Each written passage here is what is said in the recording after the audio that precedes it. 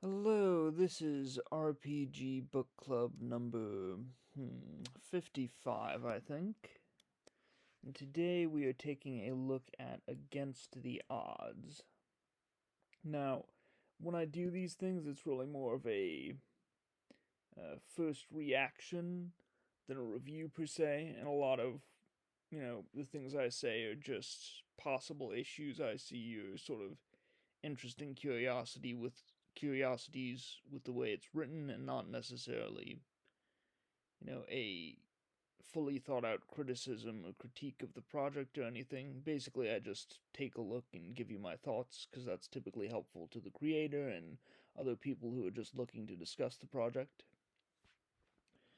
Without that out of the way, I've sort of glanced at certain things like how many pages there are. There are in excess of 100, so I don't know how much of this I'm going to be able to look at.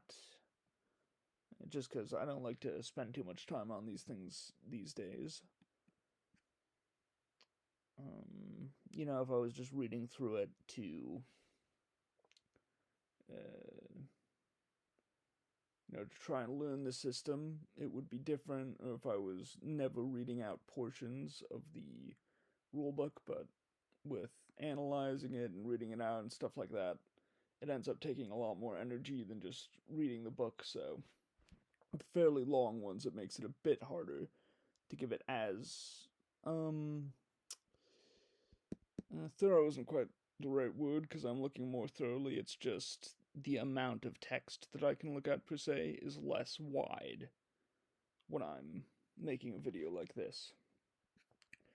I will, it starts with it is called a quick start, but it's around 100 pages, which is unusual for a quick start.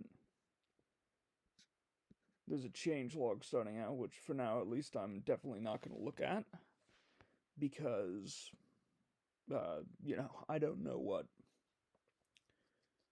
the history of this at all, so the changelog isn't very helpful to me specifically. Once again, not a complaint or anything, just saying that why I'm looking at something else. I've got a link to support them, which is, I think, something I appreciate personally, at least in a thing like this, which is sort of a semi-beta, I think, rather than a finished rulebook.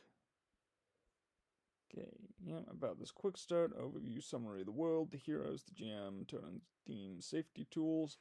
So I like the organization so far in the sort of pseudo table of contents. I mean, page numbers might be nice, but when they're links, I suppose you don't need it that much. But this, just glancing it over, that seems like a decent way to set up a rulebook. Alright, so apparently themes are going to be important. Another thing I know about this book is that at least at one point it was PBTA inspired, and there is a focus on non-lethal options, which is fairly interesting for a fantasy hero style RPG. Okay, adventure setup.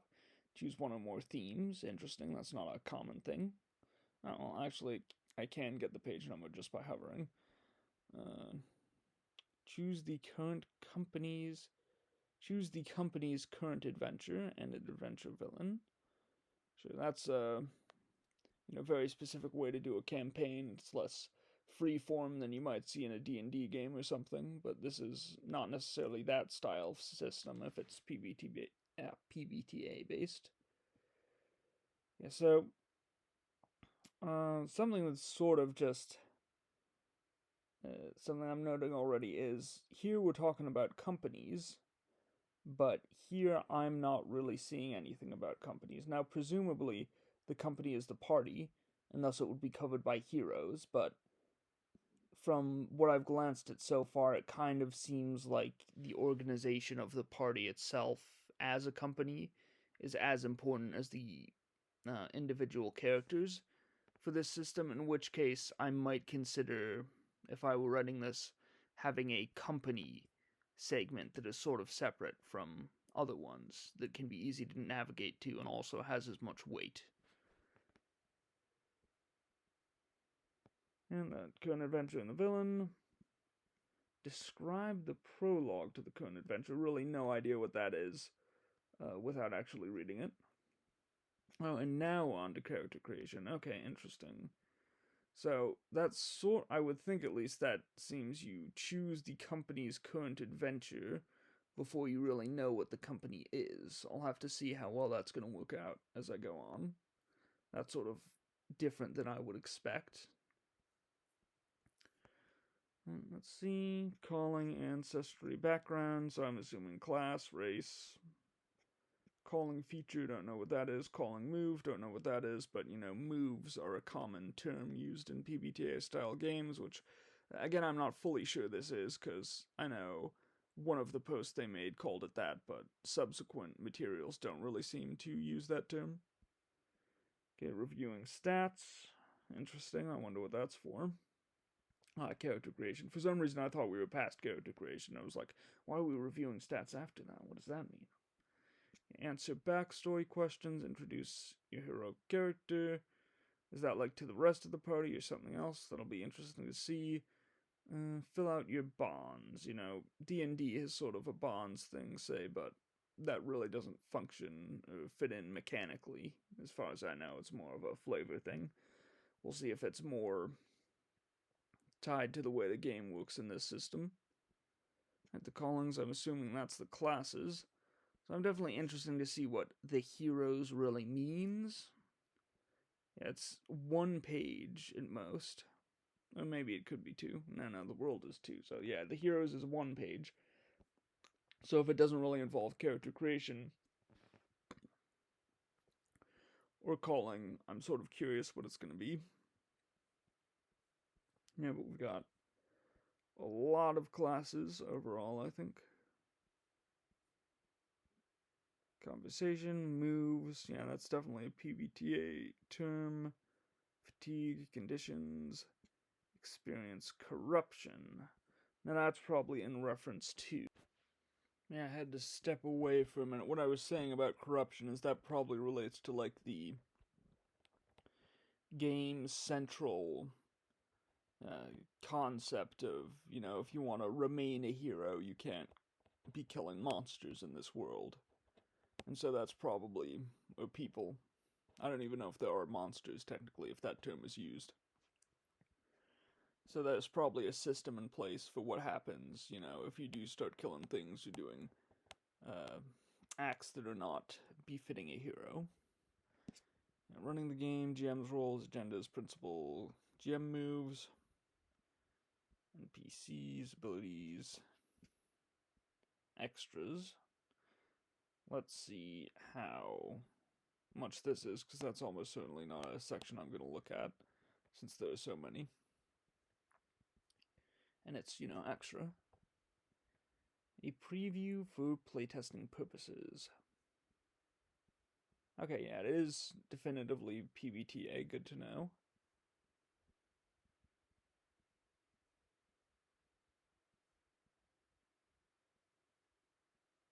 Yeah, I don't think I'm gonna, cause it's, long compared to a lot of the ones I've done a video for at this point, I'm probably not gonna be reading much of the book out loud.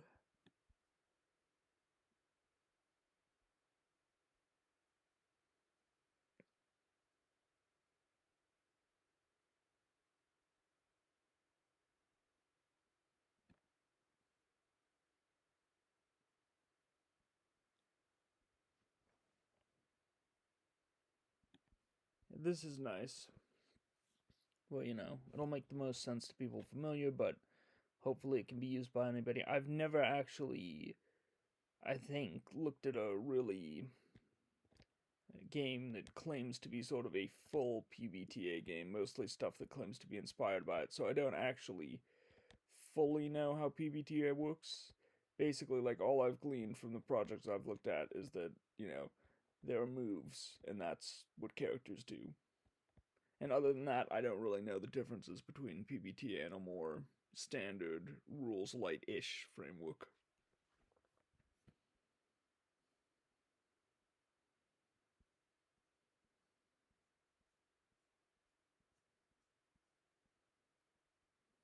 Yeah, I'd want to check out masks at some point. Probably Dungeon World too.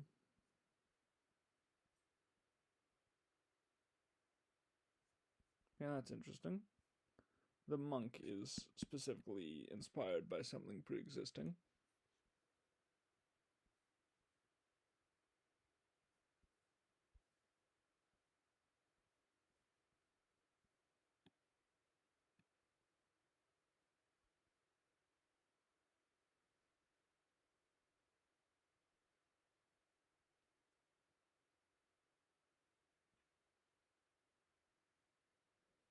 Yeah, it's interesting wording that it's specifically a struggle to avoid becoming villains themselves, because other materials I've seen for this have sort of seemed to imply that it would be easy to not kill things or easy to avoid things you would think of as corrupting acts, so that you know the use of the word struggle really seems to convey a different intended tone to the game than things I've seen before.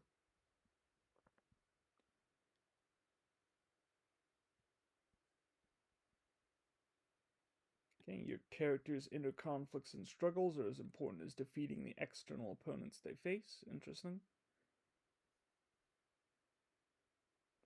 And it focuses on the difficulties of being a heroic figure.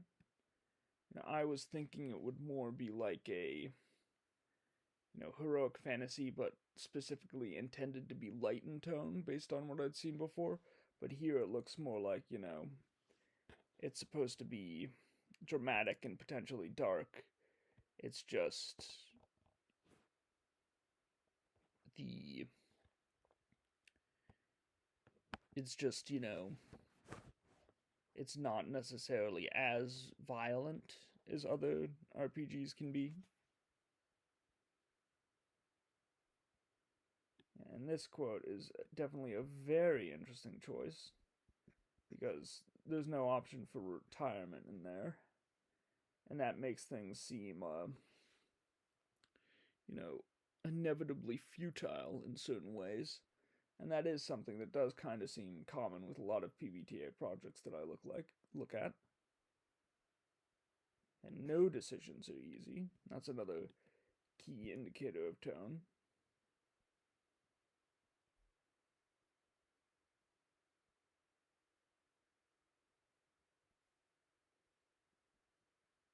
And another consequence to violence for this system that I have not seen indicated before seems to be that not only does it have consequences, but it may be ineffective as a problem-solving method.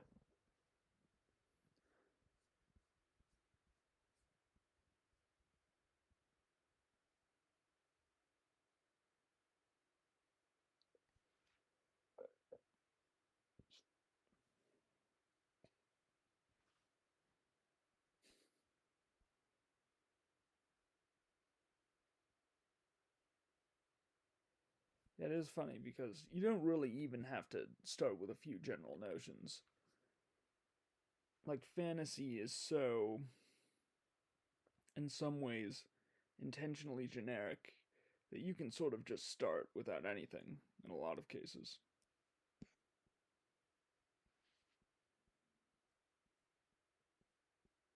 Okay, interesting.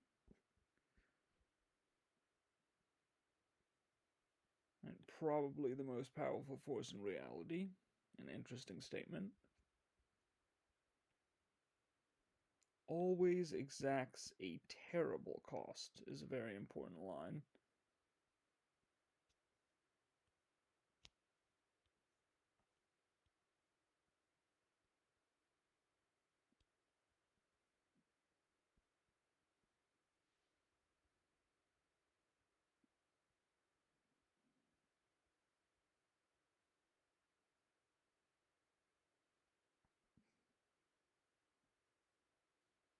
Yeah, I do very much like, even when you don't have, a specific detailed setting, having the assumptions that are important for this game clearly laid out is very, very nice. A lot of games don't do that, and that can make creating a world that is not the intended world of the game, that does not contradict with the character abilities and things, fairly difficult.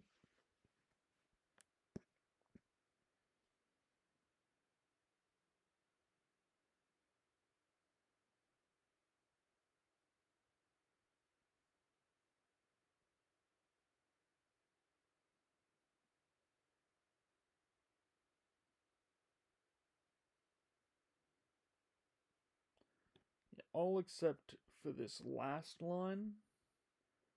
This is a very interesting thing to establish.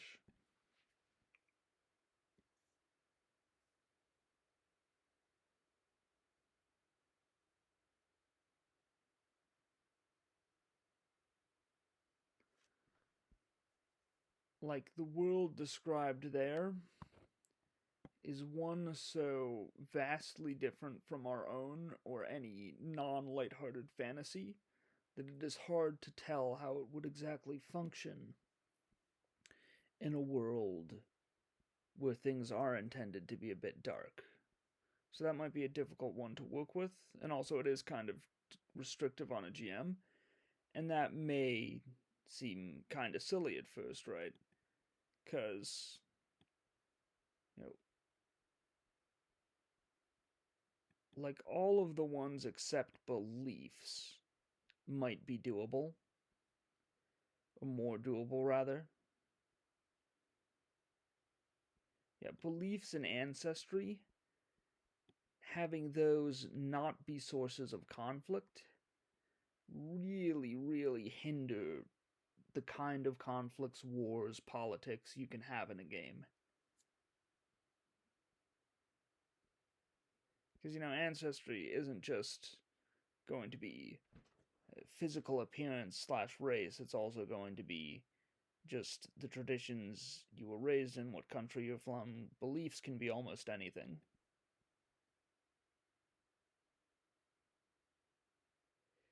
There are no known gods.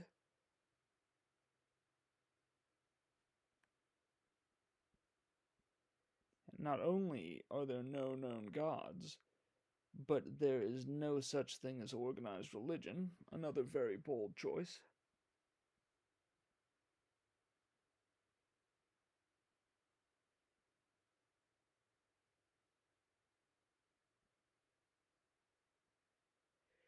Now this one is even more confusing. Like, I guess you can sort of debate the meaning of incarnate in this sense, but ultimately, no definitive good and evil for a game that seems to make very specific moral judgments on specific actions is kind of crazy sounding. Like, I mean, you can argue that hero and villain isn't necessarily an indicator of good and evil. That, you can have a person that acts in ways that are completely unheroic and is still good, but based on sort of what I'm assuming is the system for morality being called corruptions specifically, and just the general way this seems to be going so far, it's hard to see how that is going to be possible.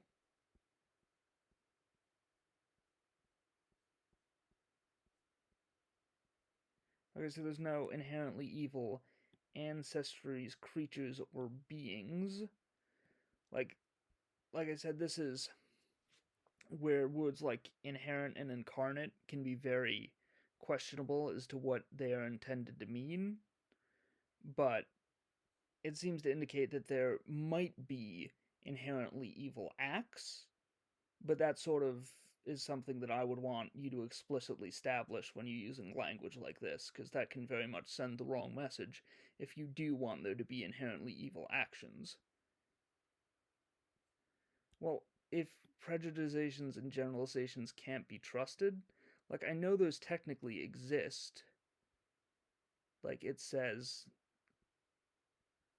yeah, it explicitly states here that they, do exist. But this is kind of a weird line to have when prejudices and generalizations are so much the rarity.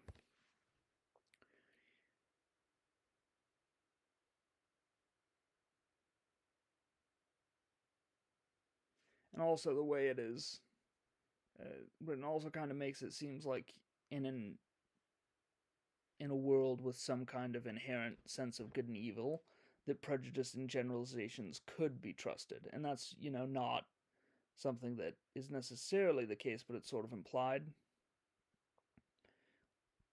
Like, if all you mean here is that there is no, like, thinking entity that is born predisposed to good and evil, I think the language needs to be very clear on that. Because right now it sounds like this all could be, you know,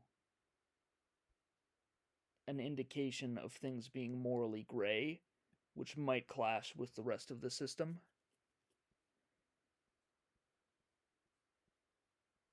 Okay, situations have to be judged on a case by case basis. That pretty much definitively seems to indicate that there is not a clear good and evil, and yet it seems like, there's a very clear heroism and villainy, it seems like. That's a guess on my part. I haven't gotten far enough to know.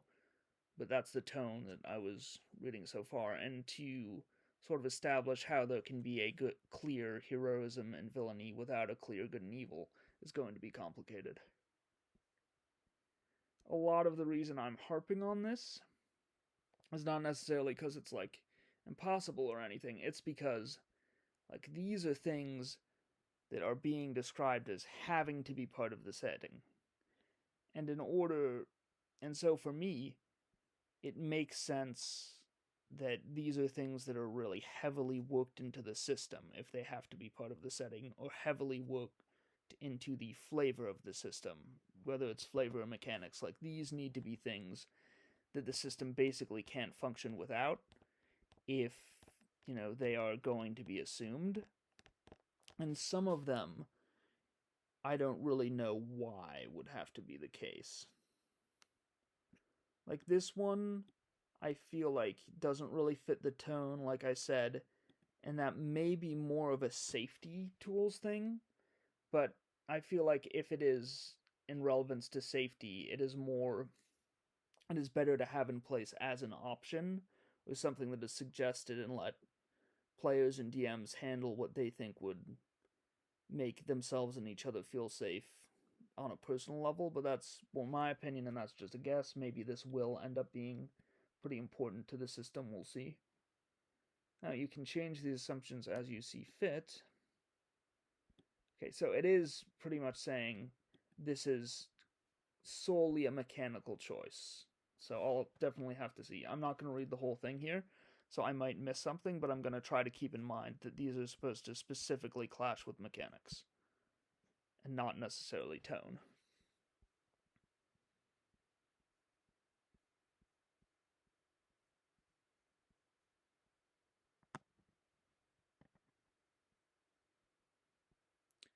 Okay, players can make their own callings, which I don't know what that means yet.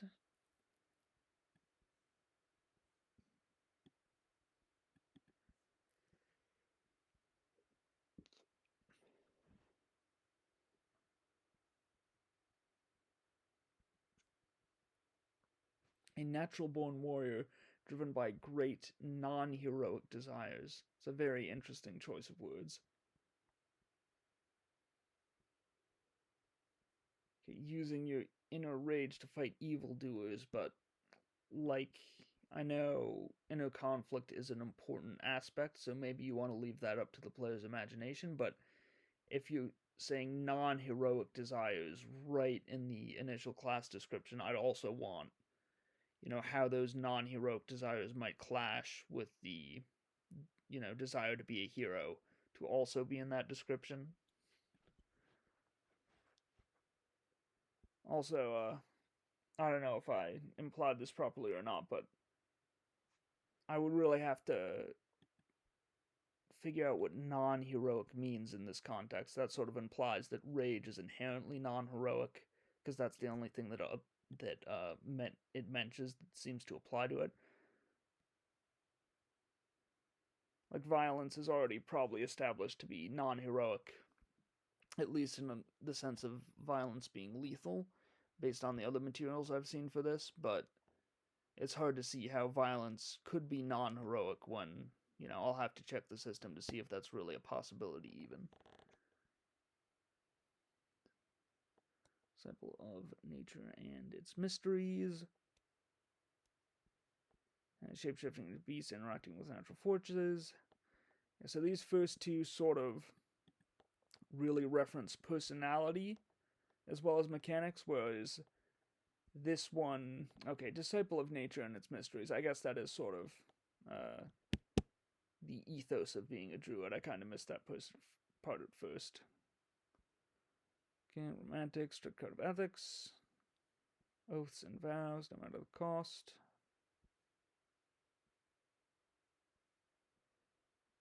Mage.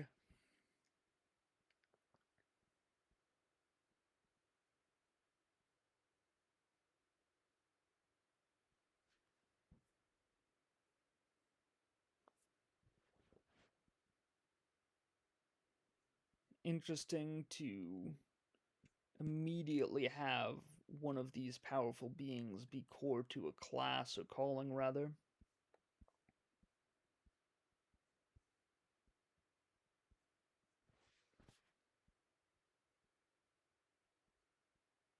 When it's like there's questionable evidence of powerful incorporeal beings, and right off the bat, we have something that definitively channels one of those beings' powers as one of the main classes. Makes it seem like it would have to be a little more than questionable, that sort of existence. And to be fair, they just said some of the evidence was questionable, but there's a little bit of a tonal clash there.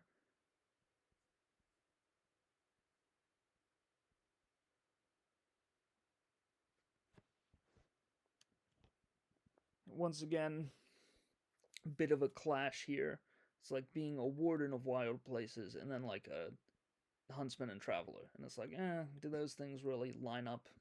Like, I know they both connect to being the perception of a ranger, but it's hard to see how they directly connect with each other.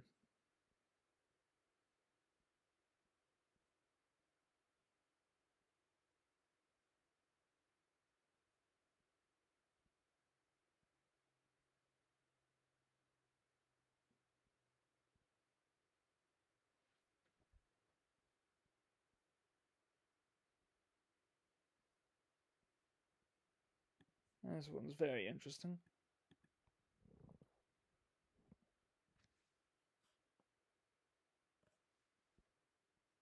Alright. So the heroes was sort of a description of the classes, but a more general one.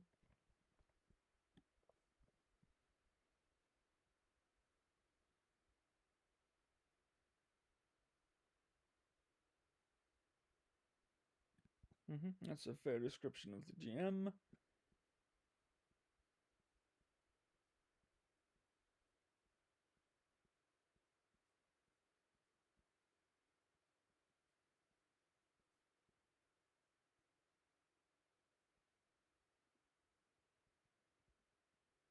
And I do want to note, not as a problem, but just we're all on the same page about the turn of the game.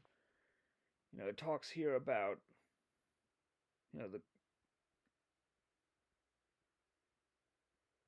sort of conflicts in terms of what it means to be a hero and what is too far and not and stuff. But killing, even if it is a villain, is like an immediate no-no. So that's fairly different from, most classical literary sources and modern media. Though that's probably debatable. And like I said, I don't think that's a flaw with these two things being juxtaposed. I just think it's something to note as a reader at this point. That this tone is that this game is meant to be very anti-killing, which is not, necessarily common in other media, even ones that deal with the conflicts about being a hero.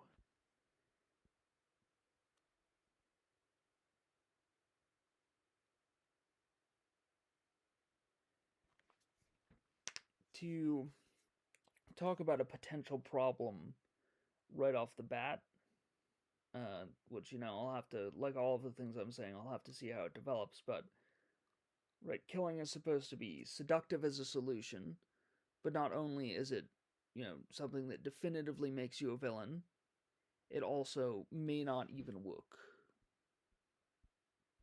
So it's like it's hard to see how killing is going to be attractive to a player who is aware of all this stuff. And that sort of, you know, makes it interesting how a player would go about role playing that sort of conflict when they know that that's just not something you should do, it appears. Whether there's some sort of mechanical factor that would draw PCs toward killing in separation from the people controlling them to an extent.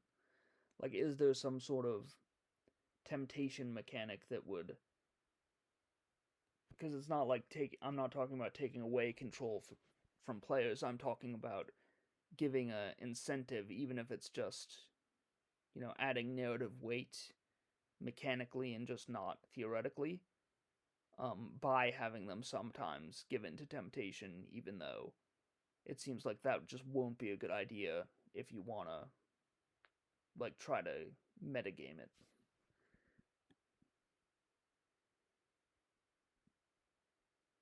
Okay, don't. The heroes that are the center of this game do not do this, and that's very different from should not do this, it's worth noting.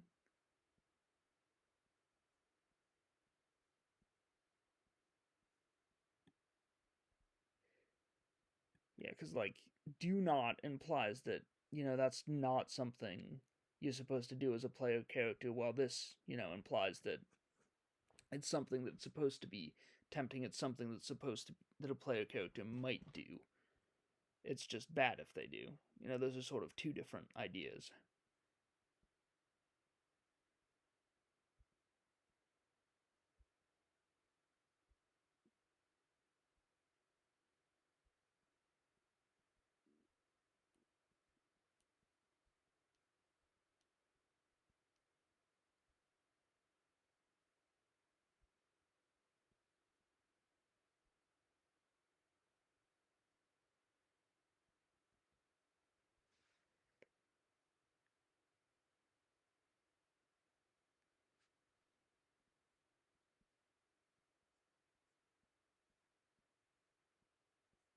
And that's all fair.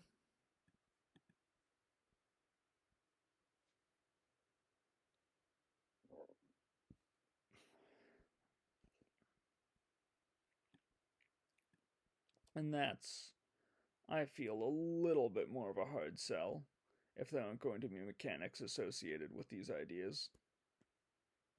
Or guidance, at least.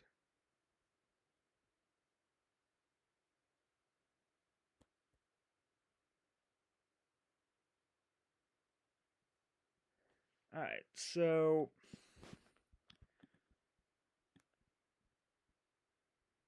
there are no explicit numerical penalties of bonuses to reflect those. Fine. Like if it's not numerical. However, that it then says, it focuses on other challenges implies that there are no bonuses or penalties to those things, you know,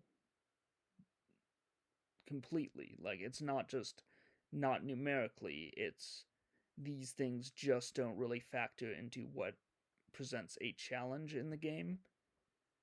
And so it's kind of questionable why you even bother really mentioning them.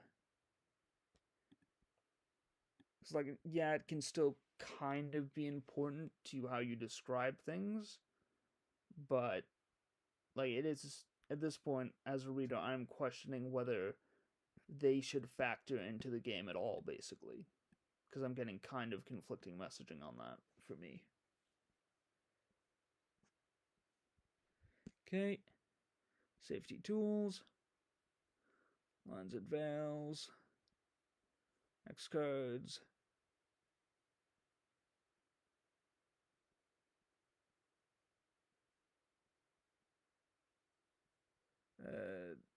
That's not really true. there's this, like, I'm not saying I'm against safety tools at all. I'm not saying I think you shouldn't have them. But even if you don't have safety tools, you can just sort of talk about things. Like, you can argue that the wording is help you negotiate them. So, like, it's not saying it's impossible to negotiate them, you just don't have any quote unquote tools to help. But this is a little more extreme a statement than I think is fair.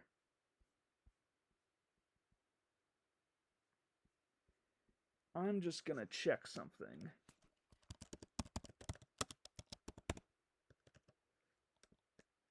Yeah, so I'm not seeing anything about a session 0 so far, and to me that really is one of the most important quote-unquote safety tools you can have, and that's also where you would establish safety tools.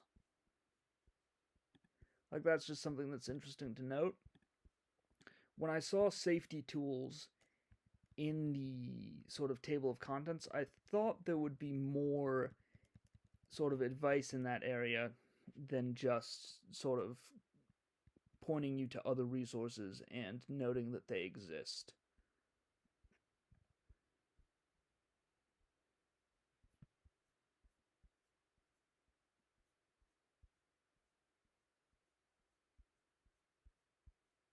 Okay.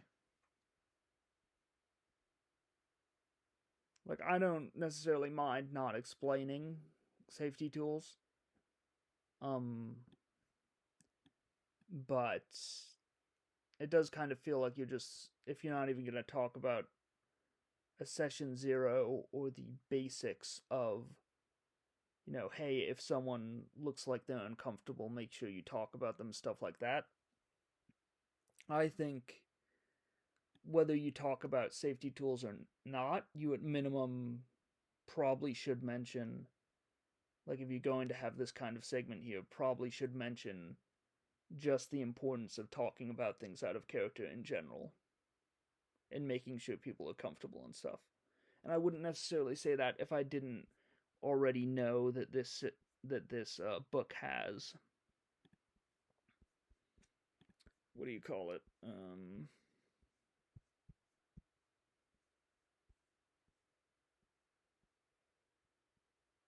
Stuff like GM principles.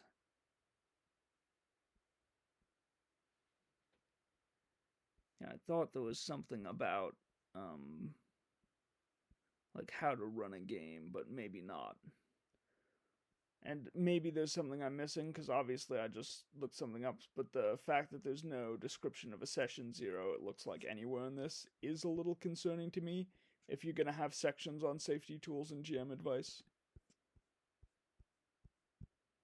But maybe you just don't call it a session 0. That definitely wouldn't be a problem or anything.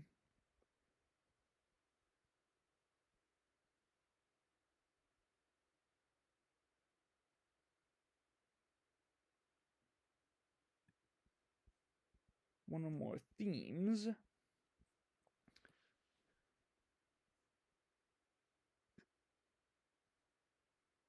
Yeah, there's some pre-character creation talk, but it doesn't say if there's... But that doesn't really tell me that much yet. Themes.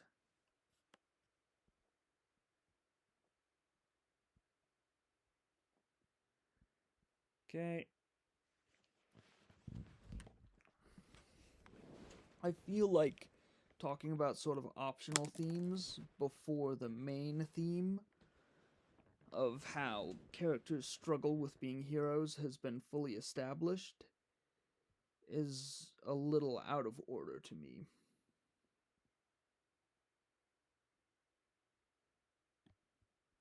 This sort of goes against, I feel like, the whole philosophy of prejudices being wrong, which maybe you just mean individual elves that, you know, go against sort of stereotypical type, but the way this is written, it kind of sounds like elves as a whole who act brutish, or orcs as a whole who are refined. Maybe less the orcs who are refined. I don't know if this is just my brain, but for some reason that feels like less like it's talking about all orcs, and present elves who act brutal brutish seems like it's talking about all elves.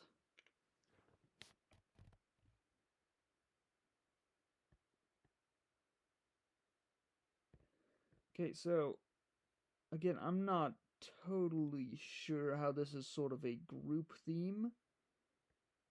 Like, you're supposed to be talking that. Yeah, talking about that as a group. And yet, it doesn't really talk about the discussion the group would have about appearances being deceiving, just things that the GM would add to the game once they know that is going to be the theme, which I feel like is the wrong emphasis.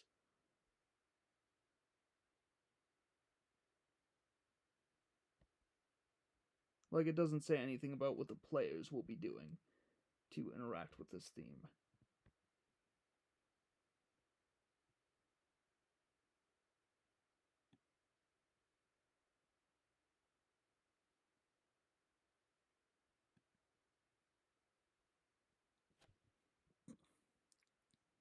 Like, these so far seem sort of more like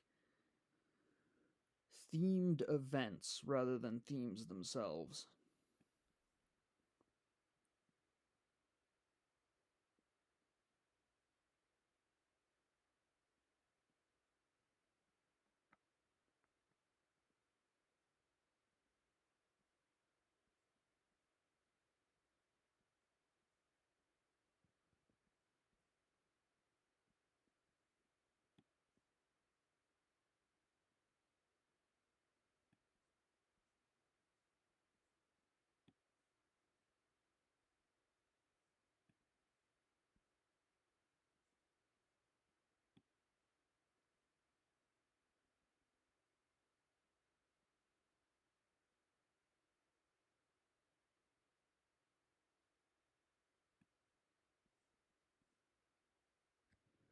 Feel like I should mention, because I have gotten a complaint about this before, I noticed that this sort of, does do some of the stuff I was saying about bringing it back into player discussion, but it really doesn't do a ton to facilitate that if all of these conversations of topics are sort of just examples that the DM can throw at them, because for one thing, they're probably not going to just say the things that are going to happen in the campaign on a small scale as isolated events like these are kind of presented.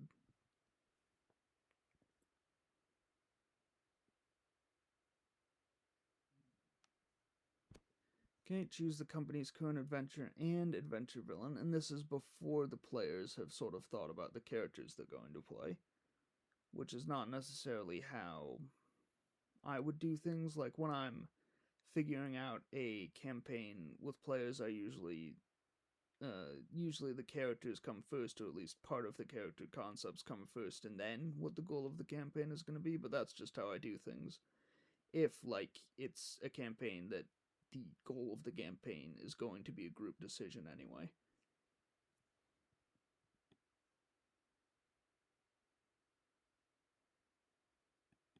Okay, have only recently met is an important assumption.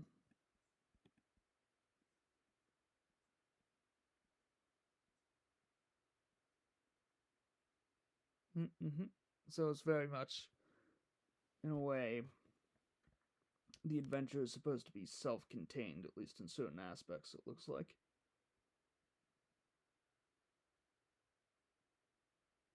Deliver, destroy, escape, investigate, negotiate, obtain, protect, rescue.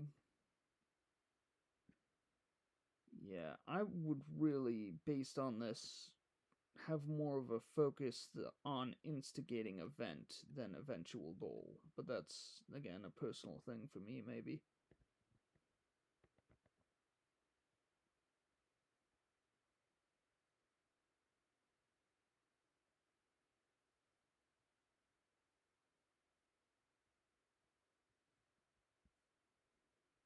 Yeah.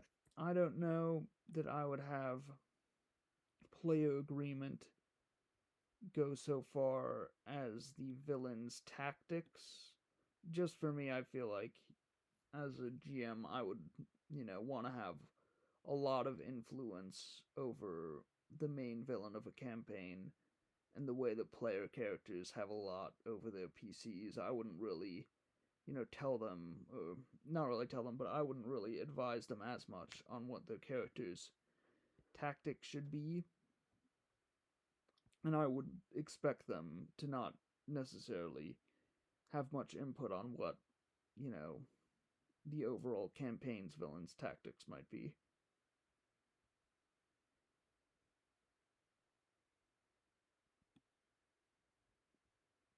It's a sort of interesting question of whether, like, in most campaigns, it's going to be less likely that the villains are opposing the heroes so much as the villains are opposing the heroes are opposing the villains.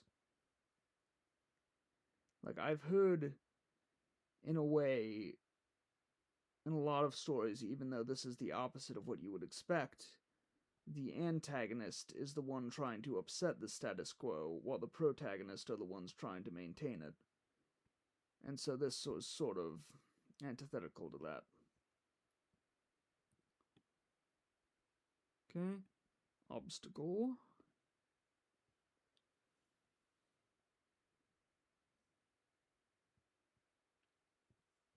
I guess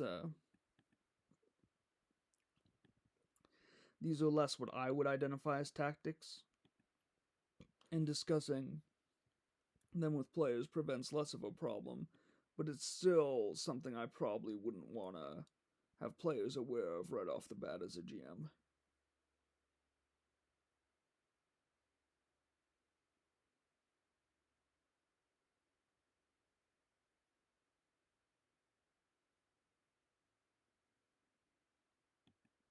And this definitely, like, I'm glad they addressed that this is outside of the norm, and I can understand how it is more something that would help a shorter campaign function, a shorter self-contained adventure function, but it's still probably something I would not be doing as much of if I were to run this. The prologue to the current adventure, and, like, that's not me complaining about the way it's written at all. Even this stuff, that's just me, stating how I would do things just cuz. And that's all down to pretty much personal differences in running campaigns. Prologue of the current adventure.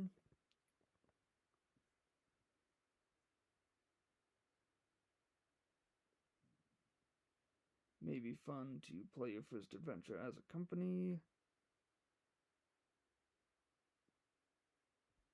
Your first adventure as a company, as in the adventure that you are doing is that company's first one. For some reason, that didn't click with me at first.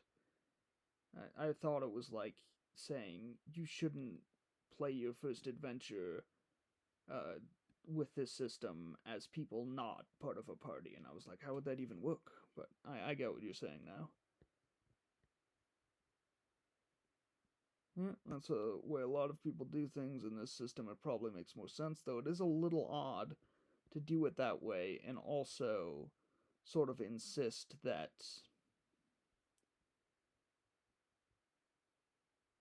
they have only recently met. It's like the advice is that the party has recently met, but the campaign specifically starts after that recent meeting. For me, that's a little bit of a small window. But, it's just advice, so that doesn't necessarily matter.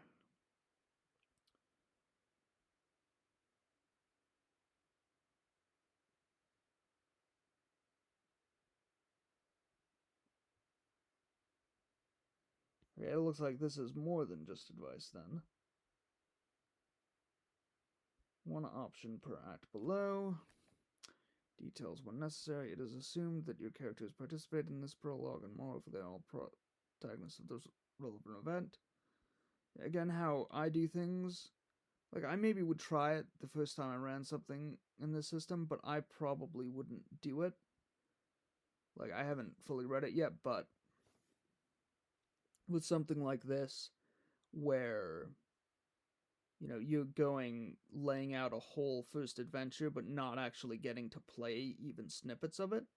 That's something I just wouldn't want to bother with. Okay, Act 1, found the dangerous plans of a powerful villain. Like, I don't understand how a skeleton that is this vague would really even be helpful as establishing a cohesive party. Like, the overall details of a story are not generally what tells you how those characters feel or act or help you understand them or their relationships. It's more individual scenes building up over time that does that. So, like, if I was gonna do a prologue thing of a first adventure, I'd actually have it be role playing random scenes without mechanics rather than having an overall synopsis of a adventure that doesn't exist. But again, that's how I would do things.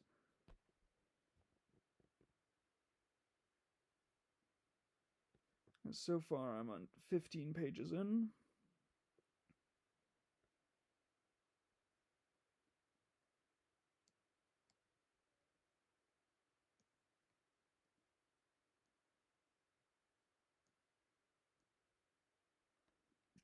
Like, trying to read these, my eyes sort of glaze over because it's just like bullet points of events in a story with no connection. Like, the characters haven't even been created yet. I don't see how this could be helpful to establishing almost anything.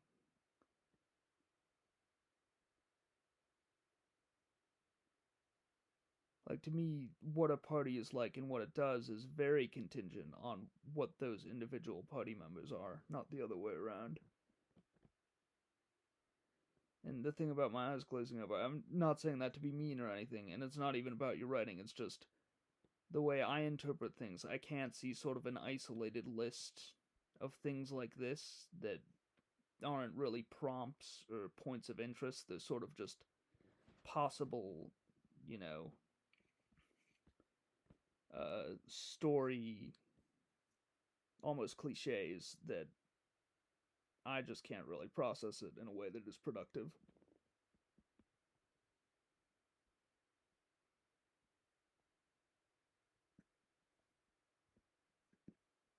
Okay. Keep track of your character information in a character sheet, in paper, or a character keeper. I might give that a quick look off of recording. Alright, I looked at it briefly. It seems functional. I've only reached 16 pages and I'm already almost at least 45 minutes into recording, so I might start skipping soon and just go straight to mechanics.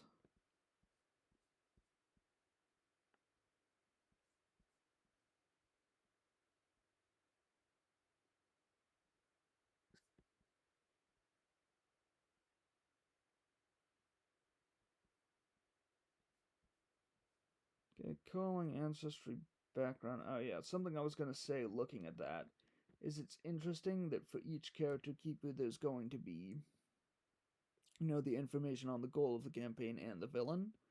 Because what's kind of fun about that is you'll potentially have each person writing down their own interpretation of the same information about the villain, and that can be fun to look at and compare. Okay, calling ancestry background calling move. Well, like I said, I might have to skip to mechanics, but we're pretty much already on them, so that's kind of a redundant thing. Okay, calling feature, specific calling move, corruption trigger, interesting.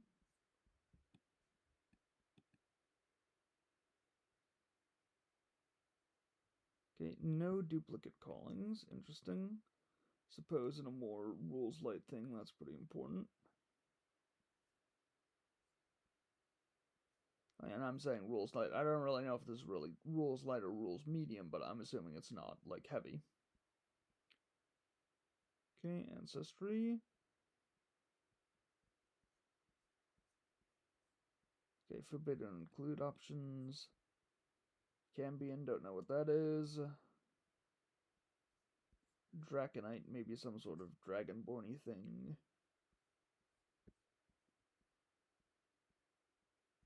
Yeah, it'll be interesting to note how Nephilim is interpreted here.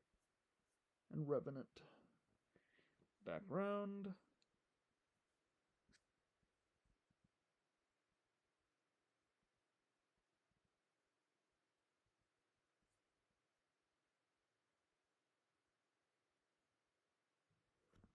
Decent spread here.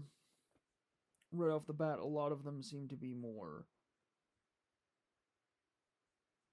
I don't know, I guess academic than I would have thought at first, but like I would have to really think about it to go over how good I think this spread is at representing different possible backgrounds for an adventurer overall. And that's something that I generally don't care enough about to do for something like backgrounds, because they're typically not that important anyway. Yeah, and you can write down your own anyway, so, if you think something's missing, that can just be added. Calling feature. Okay. Covers the basics of your calling as well as providing you with options to tailor the calling to the character you want to play. You need to make some choice at this point that will impact your character's specialization within the broad area of expertise that is your calling. So with 2 of your calling resources, if it makes sense. Yeah. So this is like this isn't confusingly written, but I'm gonna need to read the actual section to really get it. Calling move. Moves. Okay.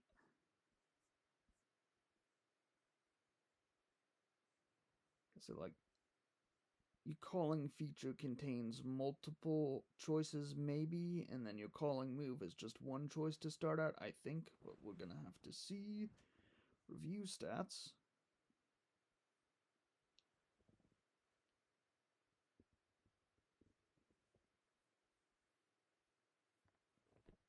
About what you would expect for body.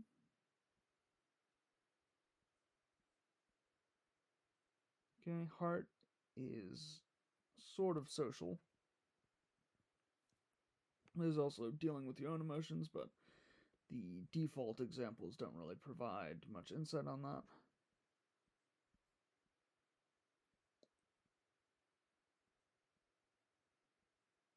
Interrogate your surroundings. I guess these are all moves, which isn't really always, all the blue highlighted things, which isn't something I was thinking of at first.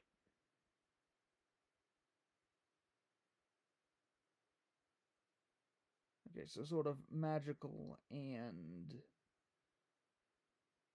insight sort of kind of thing. Okay, you get to add 1 to one of your stats. Backstory questions, and that is calling based. Introduce your heroic character.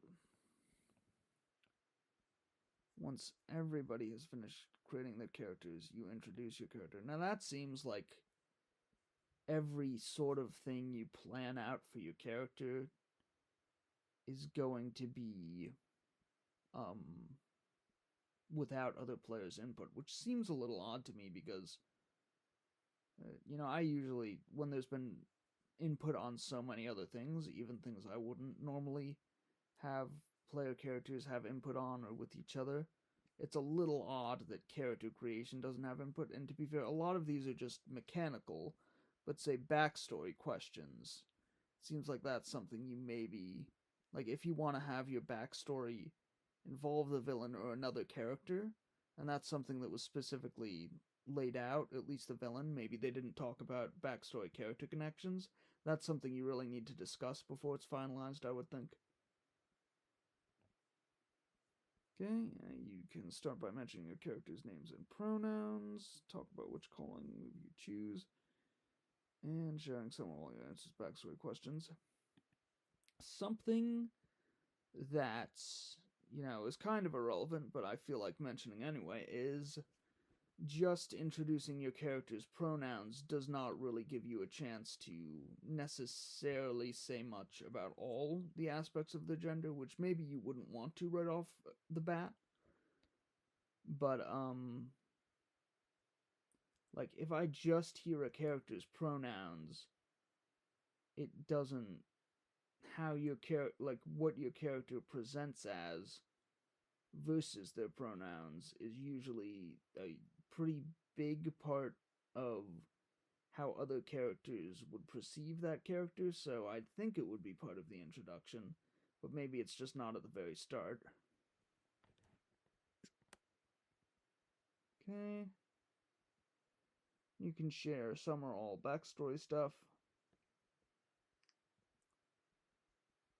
And you can say, you as players know this, but your characters wouldn't. But since you can choose to talk about some of your backstory questions, that means this is not telling you that you have to tell players everything. You're allowed to keep secrets. It's just saying you can keep secrets from PCs and still tell other players about it, which is good, nice to remind people of.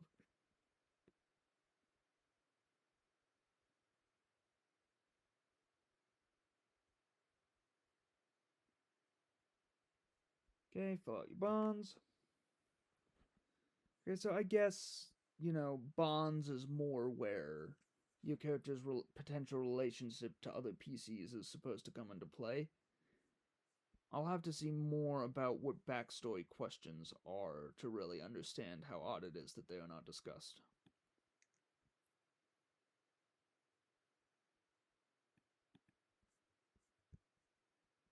Callings, and here something I see in a lot of systems, and I don't know about for this one yet, but in a lot of systems I think is a flaw.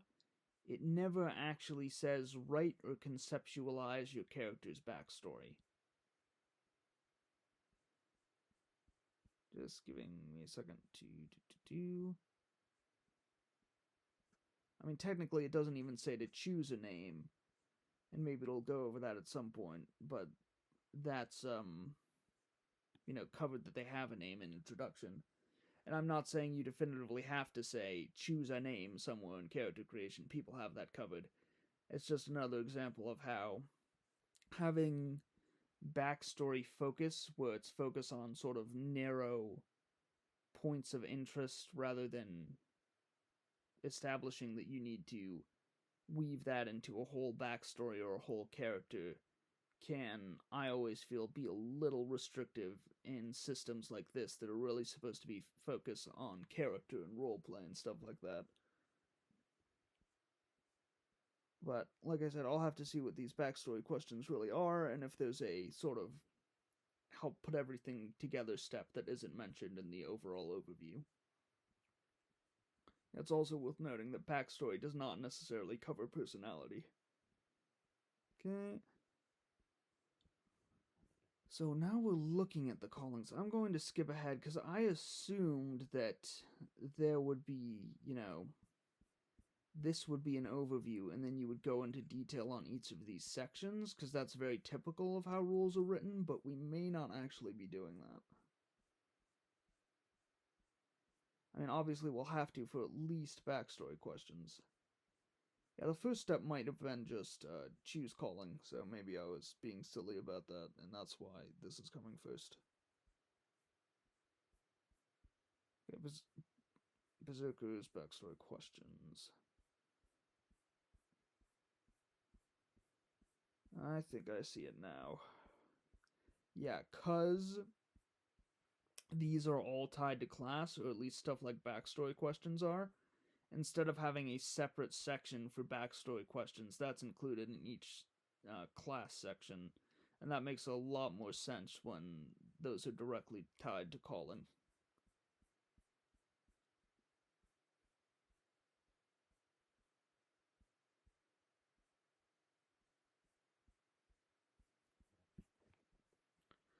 So, alright, the first step for me is to choose my calling, and for that, I would be shown the calling chapters.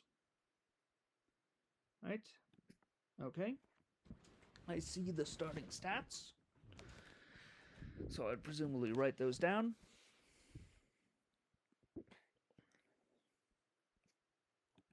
I would choose these.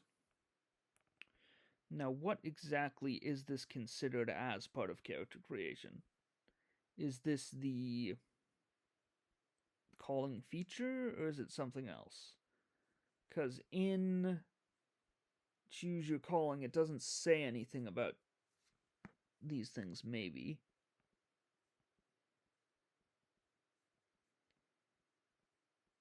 Yeah, because it looks like you're choosing moves for the class, but these may not be your calling moves. Okay, they're performing arts, or is this the signature? Like, I'm having trouble seeing what exactly this section is at this point. Because my brain kind of says skills or moves or something just based on other systems, but I'm not fully sure what this is.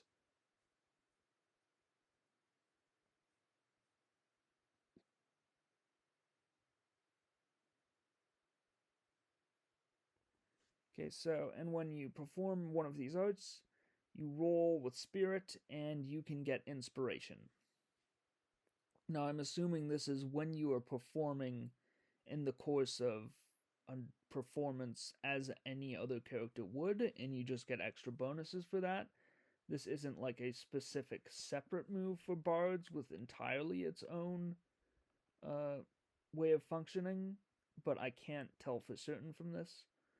Maybe if when I look at this move somewhere in the text later, I'll have more of an understanding. Oh, and there's this. Is that like a specific bard thing, and is that supposed to be on a character sheet? Seeing that here without explanation is kind of confusing to me.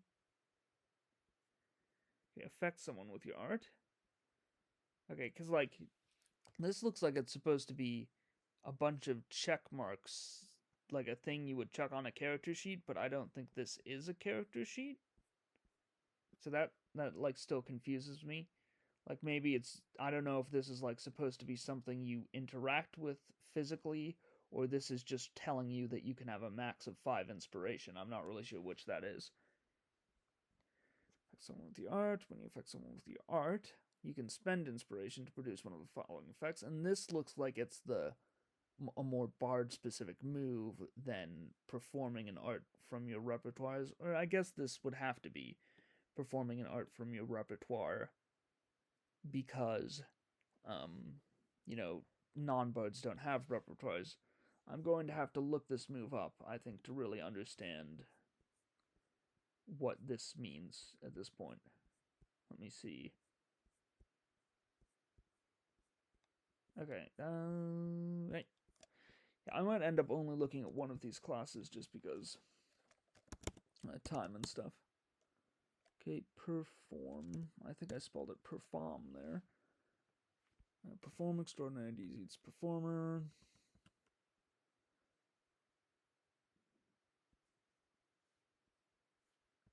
Okay, still not clear what performing an art from your repertoire is. Okay. Add the following options to your performing an art from your repertoire move, but we don't know what performing an art from your repertoire move is still. Okay, bard experience options.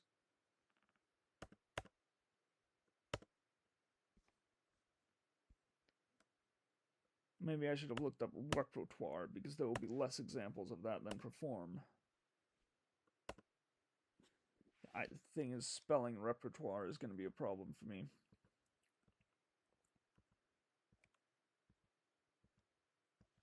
Oh, whoops. Okay, now we're going back. Yeah, so that seems like a major oversight.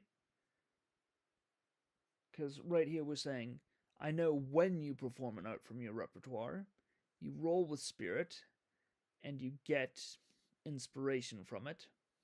But I don't know when you can perform an art from your repertoire, what it does actually in game that other people can observe, or why you would do it, or that was something else I was going to say, I can't remember. Like, I don't really know what this is. Like, It could just be when you put on a performance, like if you do um like a performance roll in D&D, say, but I'm just not really sure what this is from this description. Like, I know what it gets you. I don't know if it gets you anything else like a traditional performance in an RPG would. I don't know if there are any restrictions on using it. That's what I forgot. Like, I don't know if you can just, as you're walking with the party and nothing's happening, just say spam this move to just fill up your inspiration all the time. Okay, I see. That's the consequence. If it didn't turn out well, mark a condition. And you cannot do it again until you've cleared that condition. Okay, that helps with that aspect. But I'm still not really sure what your character is supposed to be doing when you do this, or whether you would ever do it ignoring the later additions to it in its just base form, whether you would ever do it for any other effect than the inspiration, or you are also supposed to be putting on a performance that can have additional effects other than just giving your character a resource.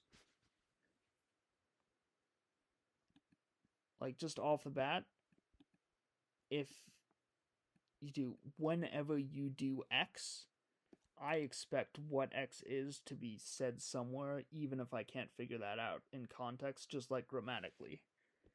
Like, if it's the first time this is introduced and it's not a standard move that is somewhere else in the book, it should be you can perform an art from your repertoire rather than whenever you perform an art from your repertoire.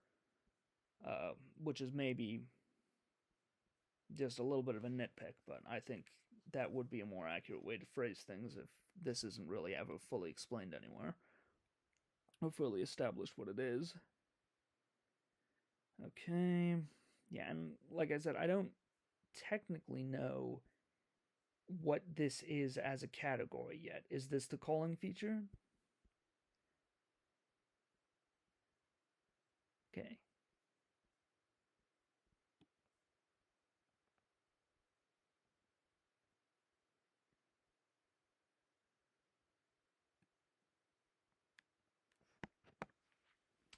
And here this says, when you affect someone with your art, spend 1 inspiration to produce the following effects. For me, the phrasing should be spend 1 inspiration to affect someone with your art, which does X. It's once again, this is being introduced like it's a concept that is explained elsewhere, and I'm not sure it actually is. Okay, you get +1 to the result of the roll. You can only do this once per move. Because I don't know how moves work yet. There's a timing thing that's kind of awkward. Like, do you move while they are moving? Like, that'll be fine that definitely might be fine depending on how turns, quote unquote, work in this game. But, like, when exactly is it that you are bolstering them? Okay, give +1 to someone who's about to resist a powerful effect, but it would not be after the roll for this one.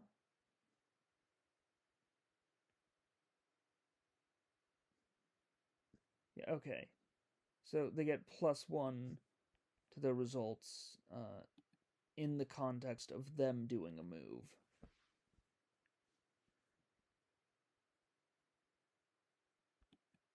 Because even if this includes a roll, it's maybe not a move. Let me look at this.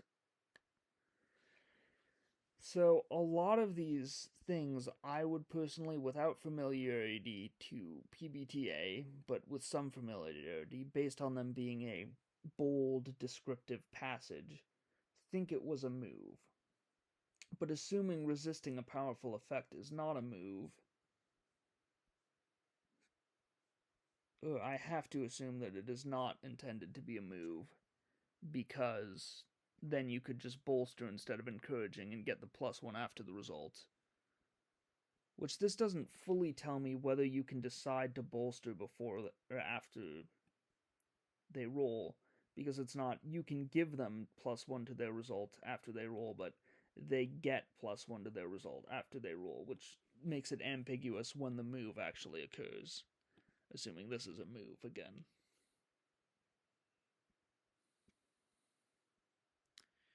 Draw someone's ire, but create an opportunity for a companion. Okay. Soothe they clear one fatigue.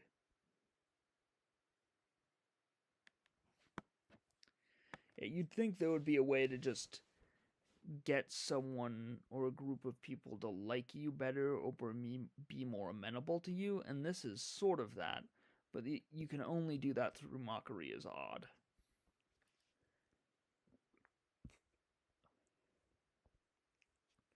Once again, I really don't know what this is. Like, I guess this is all part of the. I would have to assume it's all part of the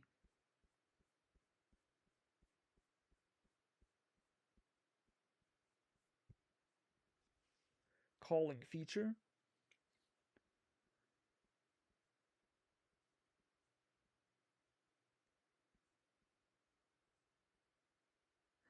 Okay, so consider at first to me implied that you get to pick your calling feature after you pick your calling, but maybe they mean you should consider what the calling feature of a class is before you pick it.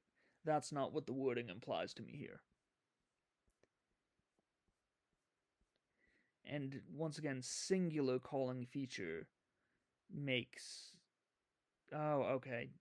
Somehow I missed the very clear heading of Bard feature performing artist, so that's very much on me. I don't know how I did that. But while the feature is singular, all these different things are part of it. Like, all my complaints about being confused about what this is just has to um is alleviated by that. Don't know how I missed it. Again, I leave stuff like this in where I'm confused about something, even though it's obvious. One, because I don't feel like editing, and two, because this seems like, it should have been obvious, but maybe there is something about it that could be better that caused me to miss it, being generous to myself. And as, someone writing the text, it's something you should consider. Even though at this point, I'm pretty sure, this is just my mistake. I mean, like, if I want to nitpick, it could be bolder, but I don't even know how much that would help. Like, you could have these indented to be clear that they're subheadings or something, but I really should have just recognized what that was based on the heading. Okay.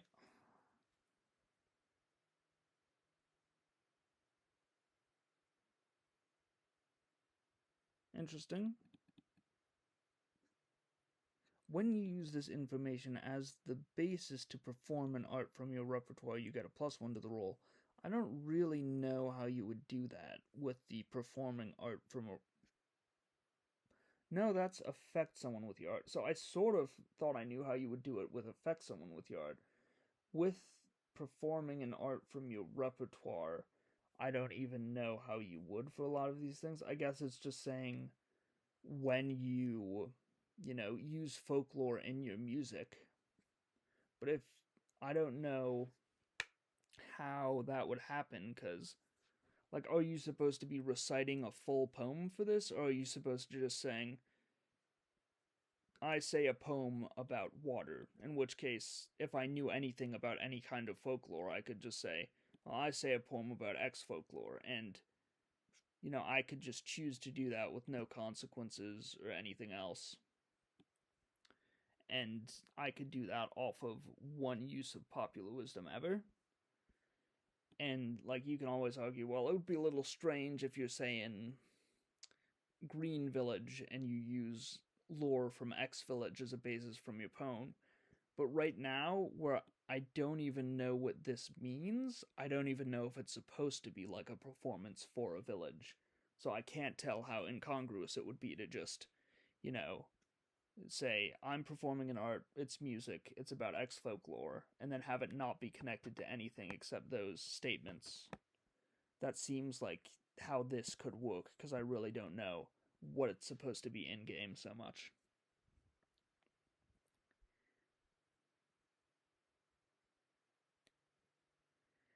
You could, like, looking at this, you could say, well, how is it supposed to be useful if it might be outdated, lacking, or even false? But ignoring, the possibility of truth, it's also just you definitively know that that is the folklore, so that is what some people think. And that information can be useful even if you don't know it's true or not, just that you know it is established to be true in a sense, can be useful. Okay, now this is the thing you pick one of.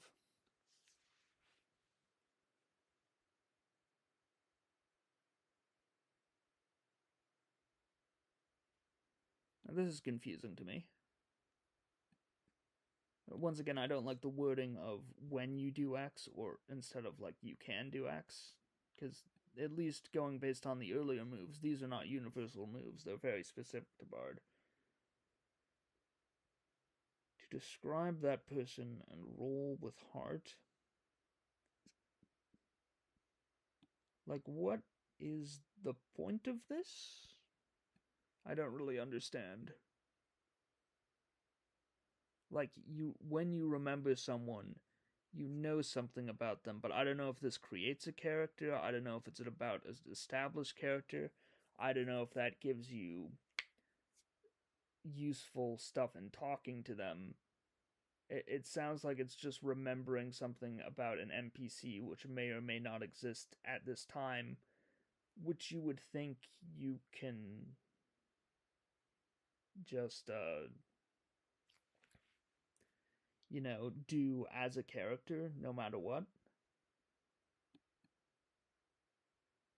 Okay, choose one of the options below to like I guess I see how that would be beneficial to you. But these two things seem like they'd just be bad. I don't know why you'd want to do this move. And this one also kind of seems bad. I don't really get this move at all. Okay. Take +1 heart. I don't know what that means. Does that, like... Oh, okay. I guess this is a passive. It's not what I would traditionally consider a move, as in an act that you perform. But by selecting this, your stat improves permanently, but once per choosing it, and you can actually choose it multiple times.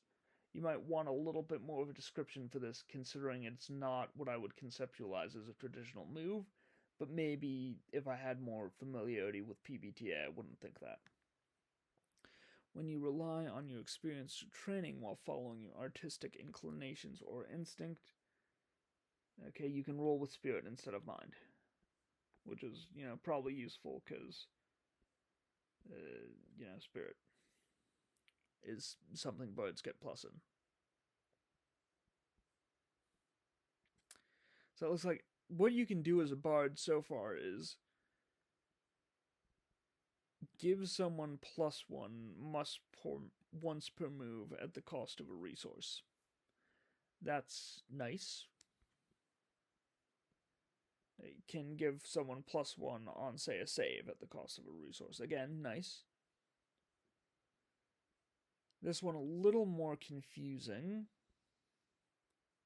But you can do something, get rid of 1 fatigue.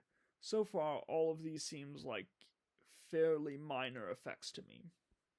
Then we get to moves that you can choose, and you only get to choose one of starting out. Now, you also get this. That, honestly, might be one of the more useful things. Well, actually, this is, like, really useful. It's just not too flashy. But this is one of the more interesting things, I guess I'm saying, that you get from being Bard.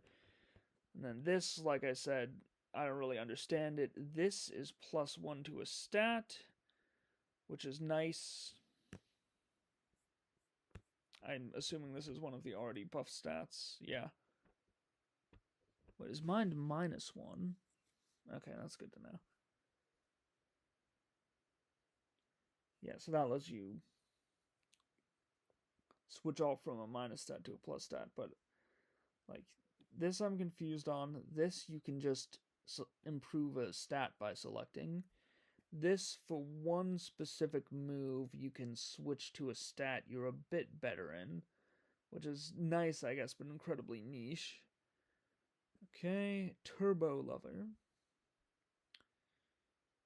To get a lot of these let you mark fatigue instead of spending information. I do wonder if that might end up devaluing the resource. Probably not, but you never know. Okay, you get to a +1 to persuade or trick them. GM must choose 2 options instead of 1.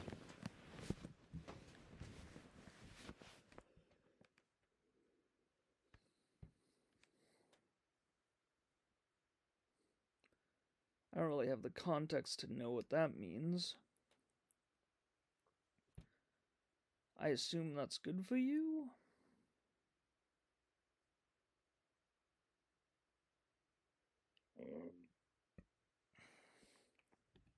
Alright, this one is hard to understand without more context.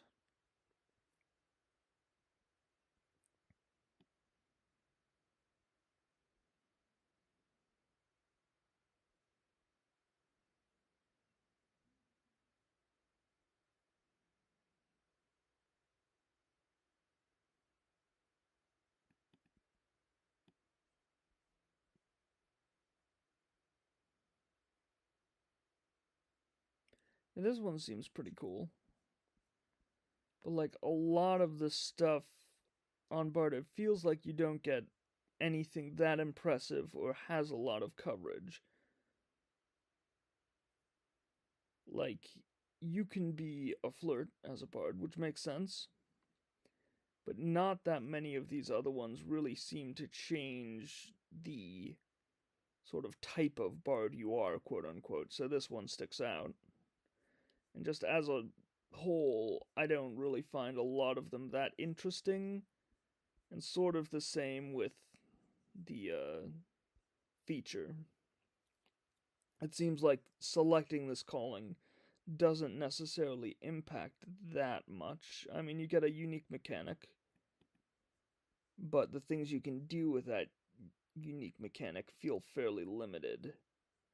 Like, I mean, that's good, but it's basically just always giving a slight buff. It doesn't feel like you can give a huge influence things hugely or really make meaningful decisions as much with it.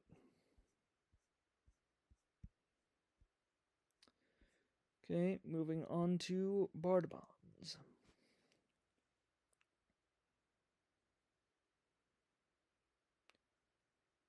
Okay.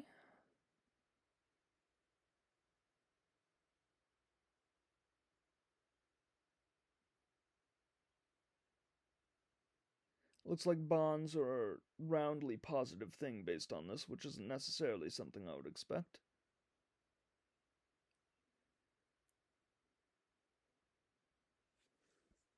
But these seem fun, and it also means that you would really, really want to have a party member be a bond, which isn't necessarily a bad thing, it's just worth noting.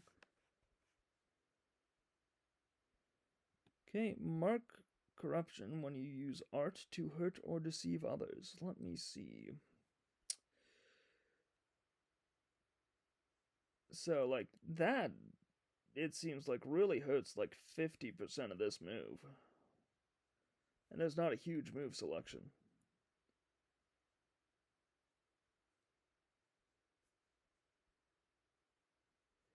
I suppose not that much else to being a bard necessarily, or to the mechanics of being a bard, necessarily has to deal with deception. Let's look at mock. Okay, use art to hurt or deceive others. I guess mock isn't no, affect someone with your art, so that would be using. That's another option you have that definitively fills 1 out of 4 squares of corruption, making it like a huge risk for very little reward. Assuming you consider mockery hurting someone, which I would think you would.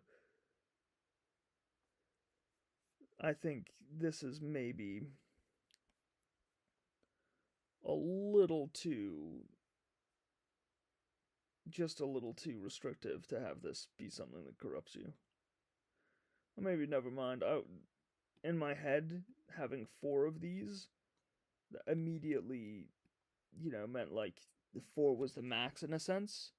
And here it's just, it like adds something. So I guess that won't necessarily be that bad.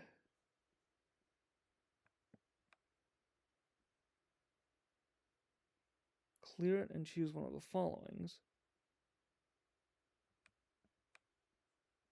So you get a move out of that. I'm guessing there may be some consequence to Bard corruption that will be discussed in the generalized corruption section, but perhaps not.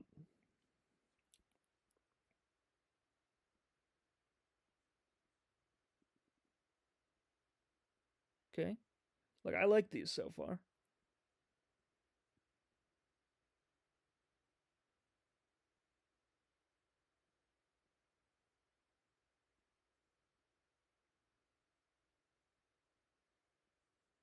Interesting.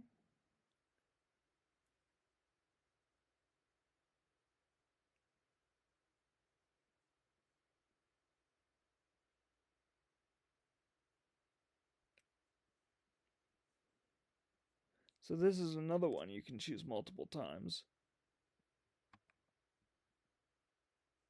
And this is one that has like a negative effect even when you don't. A negative effect, yeah, even when you don't specifically choose to use it.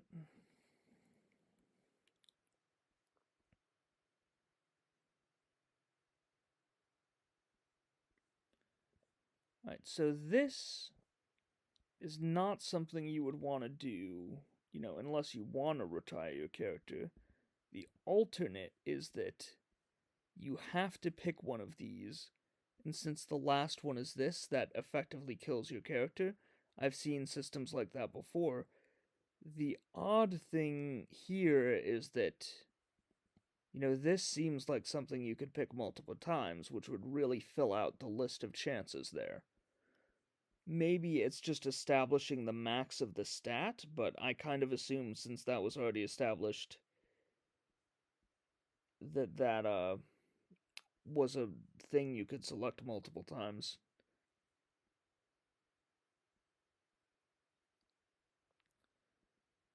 Yeah, because this is max +3. And since you can overall have 4 in a stat, I think, I was assuming this was something you could select multiple times. Whereas this is marked +4, which is has more potential to be just you can't, increase your stat above the normal max with this. So I'm sort of unclear whether the things like this can be selected multiple times or not. Maybe there will be something that specifies things here. Sorry. Like, okay, it doesn't, in the Bard move, say specifically you can only select one. Looking back up to moves. Yeah, this doesn't really say anything about whether passive increases can be selected multiple times either. The only reason I was thinking that was because the max here was +3 instead of 4, but who knows? Yep. I might have to, yeah, because all the corruption moves say they add corruption, not necessarily Bard corruption. It's worth noting that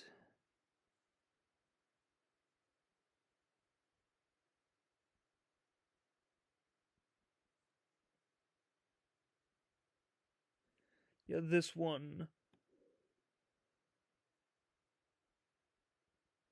might actually double up on corruptions because you're inherently hurting or deceiving someone with your art with them. So you mark corruption as a cost to the move and mark corruption based on Bard corruption. But once again, I don't know if corruption and Bard corruption are separate things at this point. either way, you're getting two corruption, either one of each kind, or it's the same.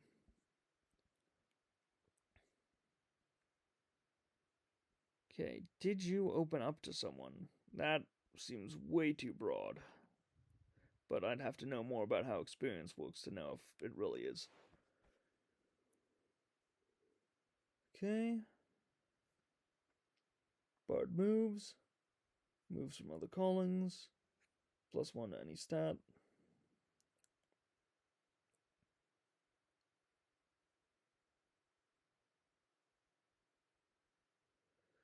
And it's cool that you can get moves from any calling, because they were kind of implying custom classes earlier, and I wanted to see how that works.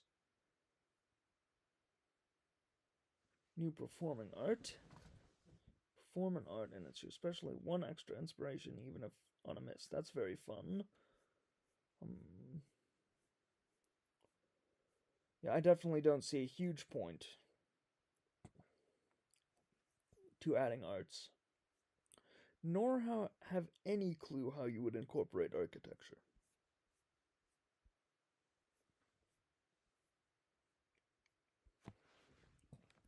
+1 to any stat, max +3.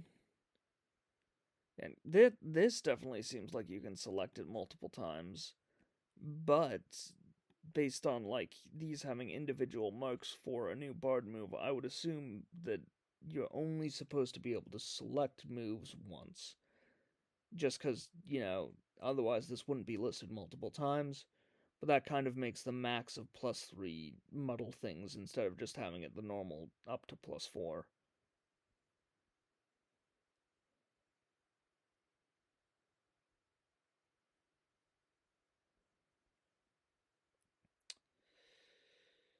Right, definitely the bard's funnest, most interesting moves looks like the corruption moves, which some people might be bothered by, because then you're making it, a player have to pick between the way they might want to play their character as a good guy, potentially, and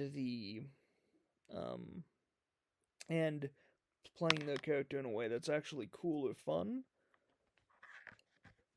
That said, since all of these are things that are sort of unheroic, that makes a lot of sense. And also, like, I like that there's a clear incentive to be bad, because, like I was saying in the beginning, if violence often doesn't work to really solve problems, that limits that as a mode of corruption, but you have all of these, which incentivizes players to be corrupt, even though they're sort of not supposed to, and that's good. If you did want to balance, like, you know, making some of the normal bard moves a bit more comparably interesting, you would probably do it by, just making these better or adding to them rather than taking these off the corruption list and putting them into normal moves, since they are sort of unheroic acts. Okay, at least 5 basic options, you can get these. Another stat buff, another stat buff. Change callings. Okay, interesting. That basically just changes your signature. It also changes the benefits to your bonds and the corruption stuff. Would you lose access to corruption moves you had gained from that? Because I don't think you can choose, corruption moves as a move from another calling, but maybe you can. That sort of brings up an interesting thought. Okay, anyway, change calling. Like, obviously not a definitive benefit because you're losing something, but fun that you're able to do that. +1 to any stat. Yeah, I already looked at that. Okay, and retire. But, you can become an NPC paragon. An epic move. I'm guessing these are not class specifics, given that I have not seen anything on the bard list so far.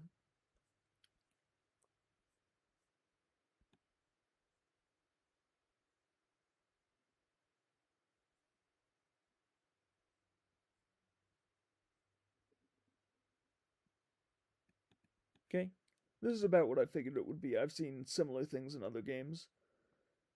I like it a bit better when, there's the context of when you might do it. Say, being able to do it when the party is in a lot of trouble or something. But that's not necessarily necessary. I think it's cool that this exists. Okay, when did you discover your artistic talent? How did it go wrong?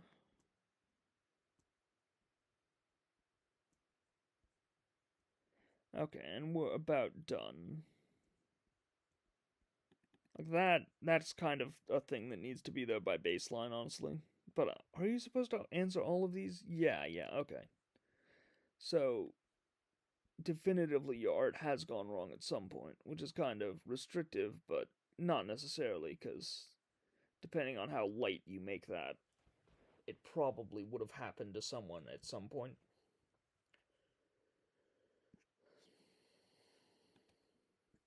Like, do you pick option of these? Because this seems like it's kind of telling you what your character is supposed to be like.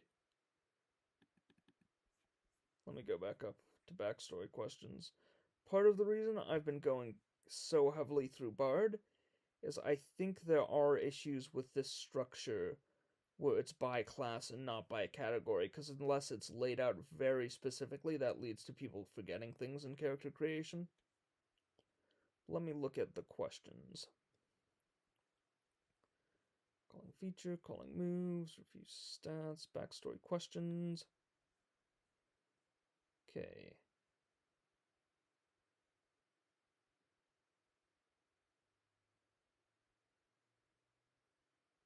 Yeah, I don't like the backstory questions. I feel like they're too leading.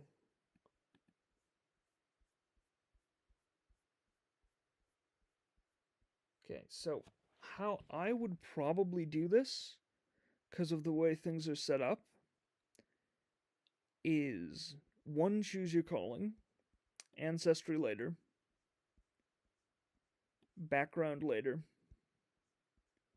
Okay, complete your calling feature. Okay, so there's definitely supposed to be choices, but it didn't look like that was the case for Bard. That's just tangent anyway. Choose a calling move. Answer your backstory characters. Questions. Either that, or have everything that is not class based before the class, or have everything that is not class based after the class. Since like all the class stuff is in one huge section, I think it makes sense to have all those steps together. Otherwise, the character creation process is probably going to be confusing. That's my 2 cents on that. Because, like, I would be supposed to look at Bard, look at the moves, not choose moves yet, go on to the next step, and then go back and choose moves. And I don't know why that structure is in place.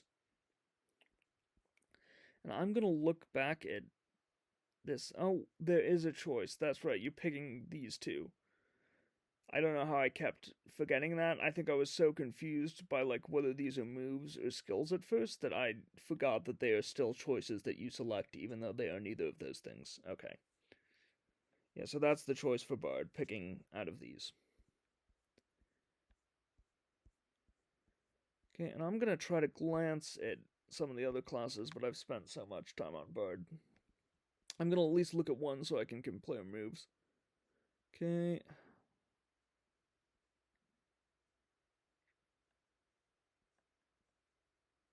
Okay, so you can get rage,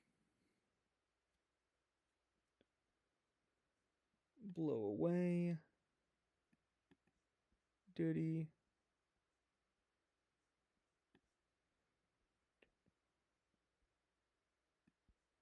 Like, these seem right off the bat way funner than the Bard abilities, and that's not just me having a bias toward combat. These are like things that can do very specific things and affect the world and stuff like that.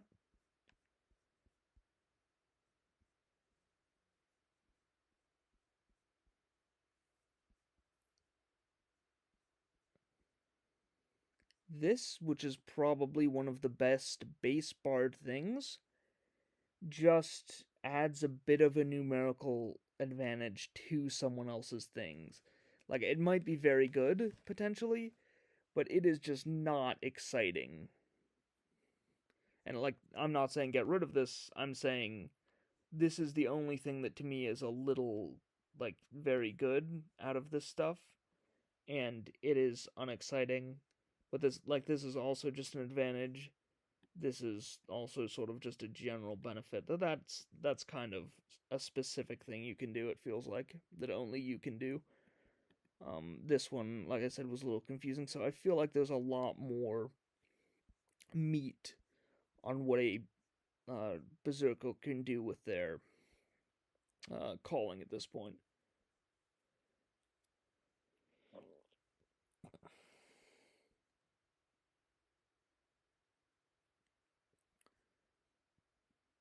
Okay, very nice.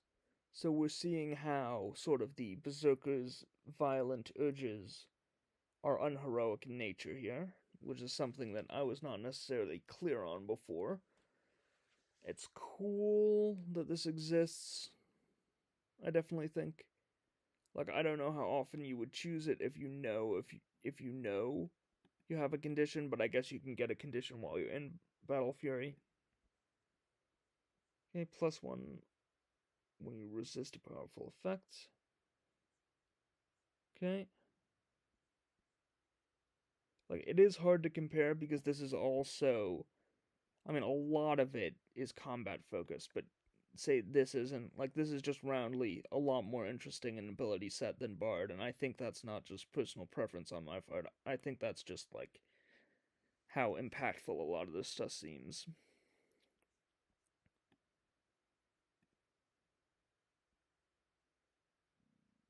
Okay, cool. Yeah, going with Def is definitively a she, which doesn't, like, I have no opinion on. I'd say it's more common than a he at this point in media, but why I'm pointing it out is it really establishes Death as a person and one of those, like, super powerful otherworldly entities that are supposed to sort of be only vague as an existence, but this is another thing that establishes them as very real and relevant in a way obvious, it feels like.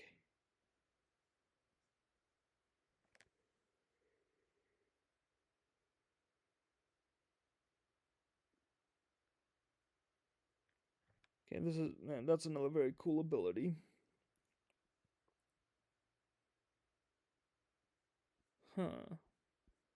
Like, we are getting so many things from the feature that Bard feels vastly sparse in comparison. Like this, it is also kind of vague on what it is exactly, but since it is, like, just a thing that feels exclusively tied to, like, the rage mechanic, it's not associated with arts, it's not something you do with or to another person, it's more acceptable that, this is just like a mechanic without much of a description of what it looks like on a character than the bard stuff is.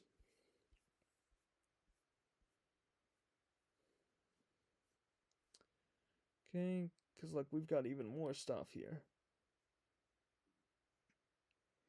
This is where the choice is actually coming into play for the signature. I was wondering when it was going to, because I missed it as bard, but I understand what it's supposed to look like now.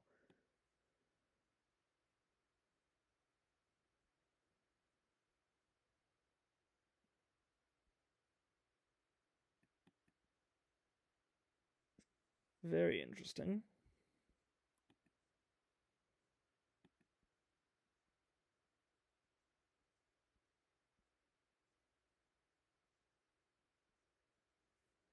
Yeah, I like this. It does seem universal that, you can use your class resource or fatigue to do stuff. And in what's this? I was planning to only skim this, but I ended up really looking into it. Right.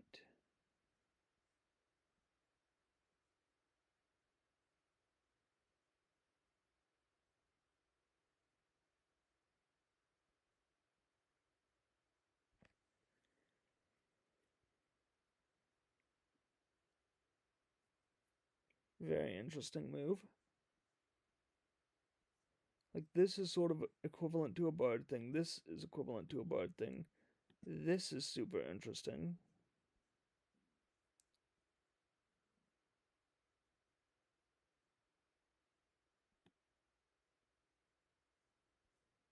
Interesting. In a way, it is just a, all around buff, like some of the things you could do for bard, but the condition to uh, cause it to occur, I think, makes it feel more unique. But this is sort of still equivalent to bard stuff.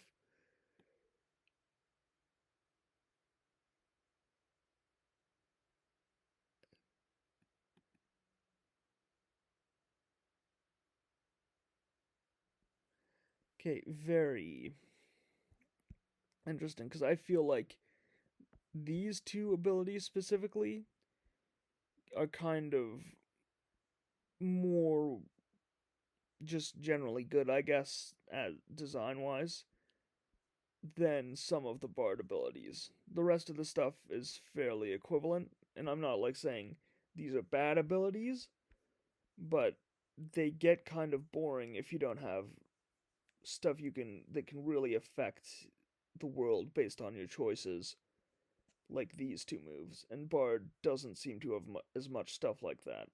Like, the main difference between Bard and Berserker in terms of being a good class, I think, though, is in the differences between their signatures rather than their moves.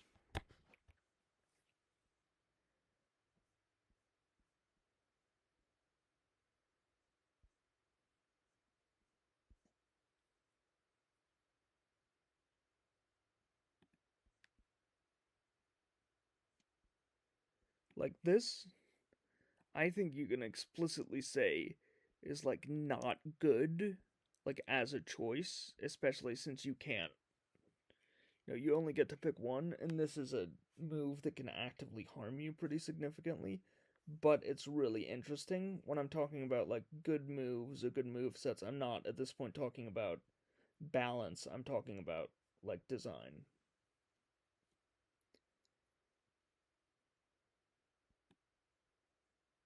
Okay, I feel like that's similar to something Bard had.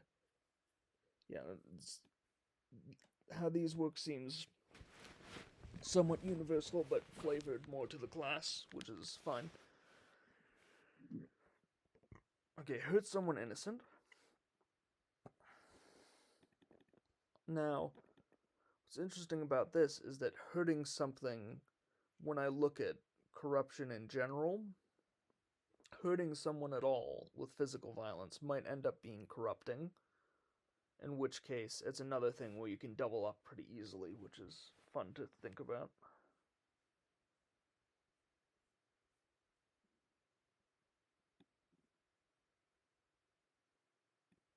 I don't really know what that means. Like, an additional +1 for at death's door rolls, so to speak, I guess.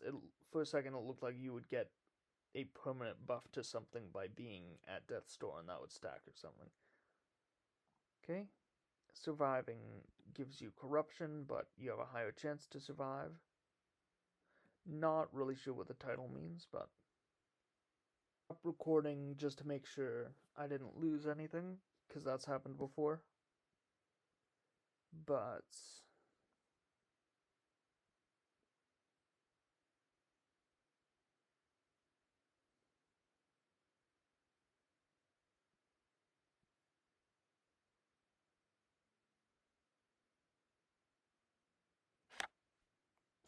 and so basically deepening the benefits and consequences of a pre-existing mechanic.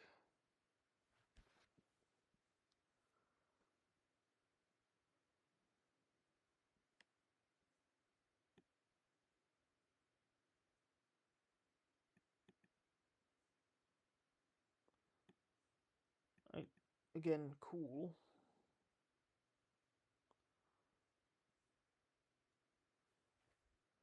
Like, I definitely think this is a way better corruption thing than the bards, which just seems like it heavily limits your options. This one doesn't limit your options as much, except for like getting messed up by the mechanic that makes you attack your friends potentially or random bystanders. That's where you can really start racking things up, but like this doesn't feel like it hurts your options as a player of this class, unlike the Bard corruption uh, condition.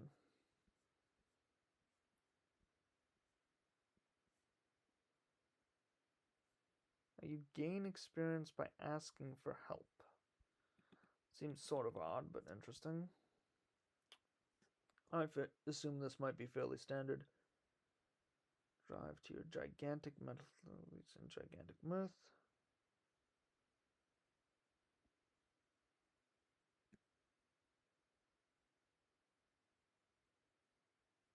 Okay.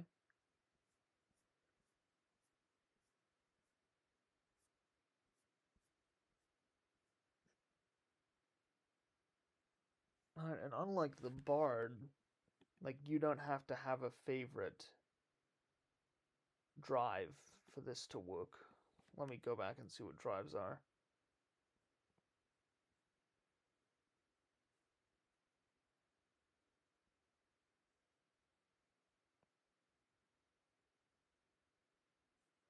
Yeah, it seems like you could still have drives involved with Battle Fury, and when that's the case, I guess that would be more restrictive than the Bard favorite thing, but it's still a little weird that you just get a +1 no matter what. Whereas Bard, you had to use a specific one of the things you picked.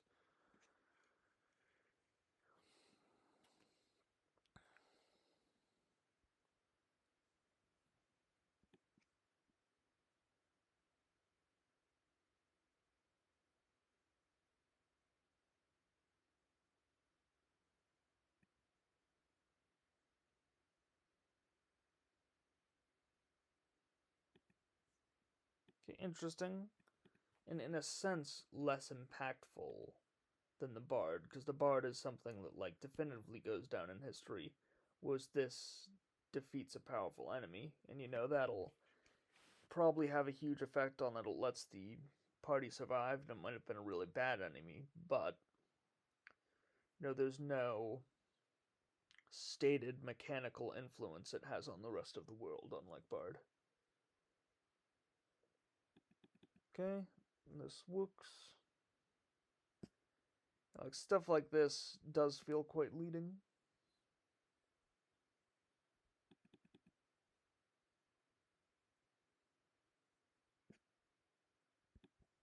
I guess everyone does have to answer the committed to company or adventure. Looking back, there was 4 that were class specific and a 5th that was, universal. I just didn't realize this was the universal one because it was still under class stuff. Alright, I'm going to skip ahead now.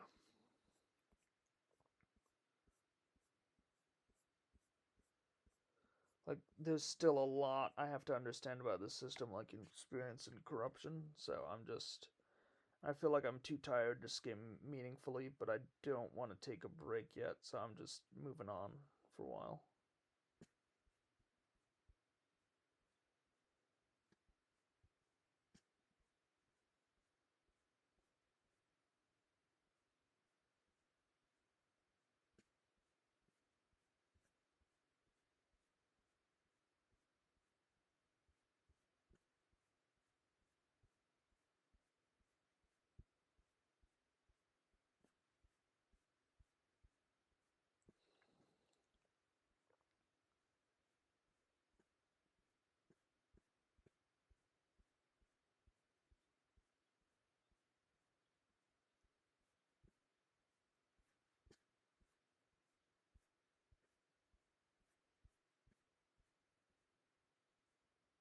I might go back. If I go back to any things, I'll probably go back to strategist because it doesn't have a clear equivalent in a lot of other systems. I didn't realize I'd be skipping this much. Maybe I'll have a chance to look at a few more. Okay.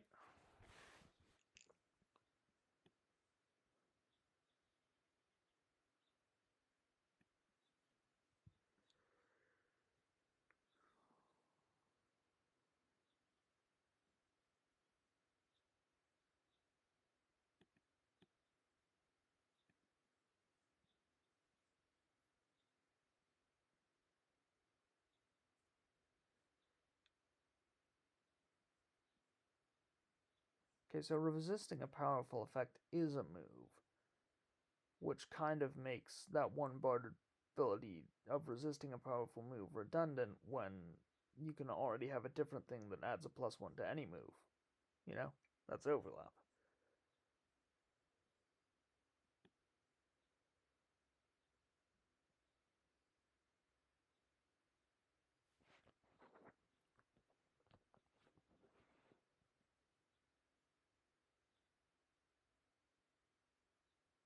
Yeah, it looks like the when you thing is standard for PBTA, but at least for the class stuff, I don't really like that.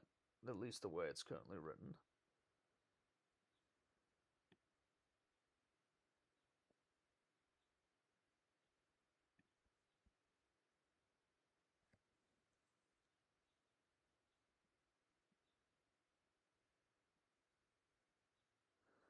So this like makes more sense maybe because it's not a move you're doing, it's sort of something that qualifies as another thing. But I feel like that's not, well, maybe that sort of explains how stuff is supposed to work. This may be more a problem I have with PBTA in general than this system specifically, but if something's called a move, I want it to be a option that you select and not something that happens through you doing another thing.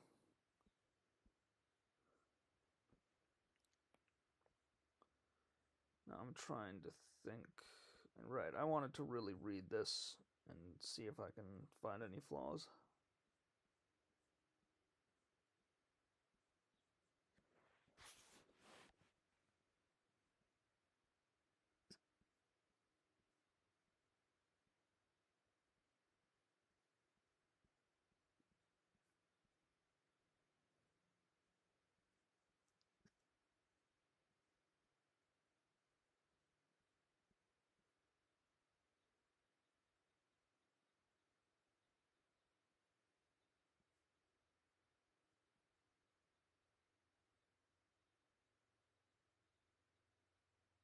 Okay. Let me look up something. Like this system, I have to guess because I've never read the original PBTA stuff. Seems like it is more true to that than any other system I've looked at. Because most of them, have rules that are not necessarily moves. This, it is like anything that is not qualify as something on the list of moves does not involve a roll. And you don't necessarily pick the moves, they just sort of sometimes happen. So that's very different to a lot of the games I've looked at that say they follow a PBTA format. I'm going to look back at Bard and see if, my opinions changed at all based on that. Okay, there we go.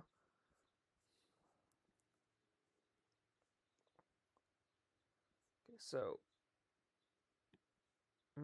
I think part of why it's so confusing, because it's like the from your repertoire maybe really makes it seem like very specifically a choice.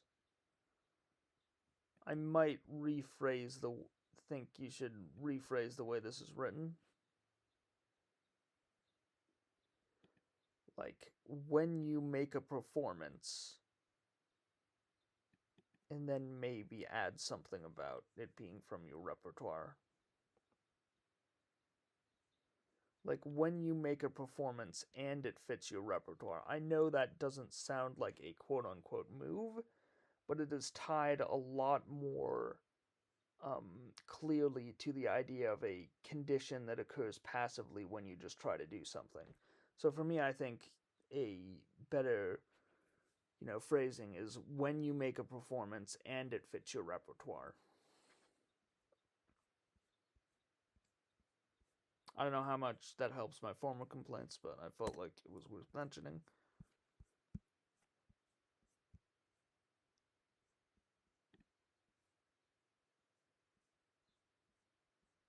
Let me go back up to Barbarian, actually. And I'm probably going to have to look at a lot of Bard stuff in light of this. It's not Barbarian, it's Berserker.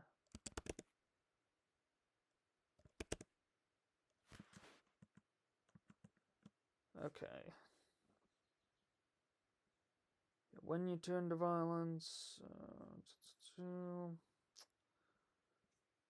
yeah, when you enter a battle fury is really, personally, I think a bad description for something that is supposed to happen passively. Because that a berserker would enter a battle fury at certain times really, it's not established. Like, even just when your character gets angry, which I guess doesn't work because mark angry, was that supposed to be? Yeah, because angry is already a condition, but something like when your character gets angry sounds way less fun, but I understand it a lot more just as a thing that occurs as a result of an action rather than a specific move. And like, I know it's called a move in PBTA, but from the way they're described, I would not consider them moves. I would consider them, I don't know how I'd even describe it, but I just think this needs to be something that sounds more like it can happen passively as part of something else and not a thing you specifically choose to do.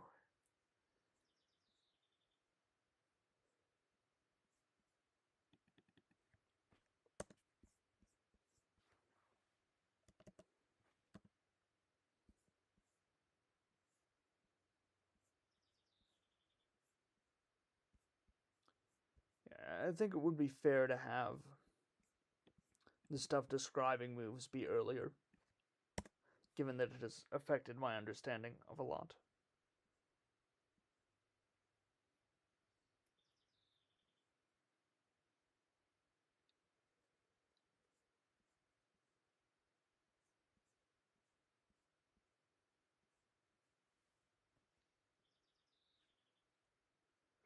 Ah, yeah, I'm gonna have to go back. There was one more thing I wanted to say about Bard based on moves, but I don't want to go back yet.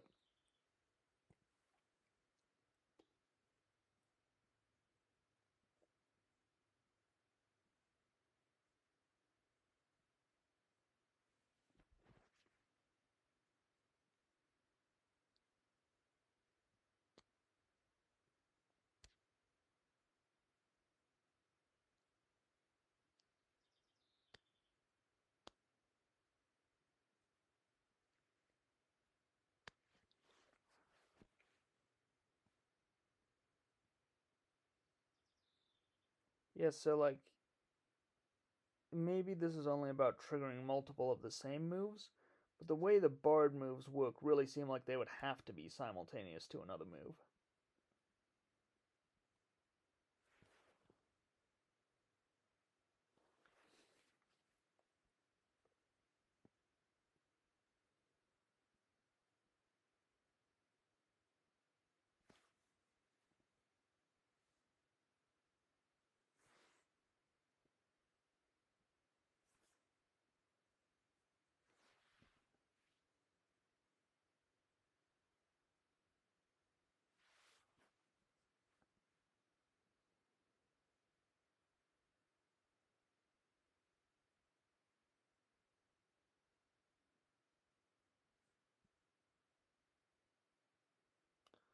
And it's kind of funny how like things like armor and stuff, what it when a character would be good at something based on that character archetype was stated earlier to not really be numerical in nature. It seemed like, but numerical bonuses and penalties do exist. So I don't know why you would restrict those from applying.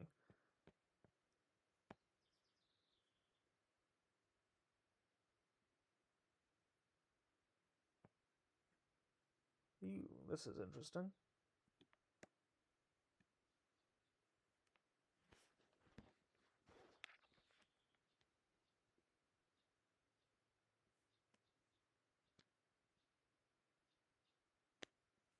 In this game, you mark experience every time the final result move is 6 minus on inverted moves. Okay.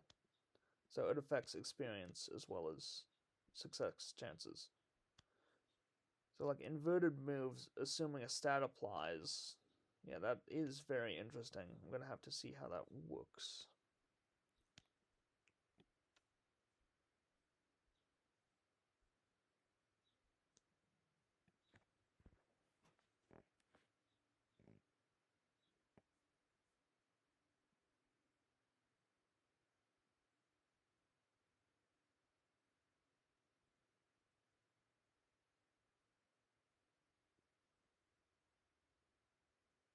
I'm guessing this is like a way of having a delayed bonus, like you do the move at one point and then you can sort of cash it out later, but I'll have to actually look.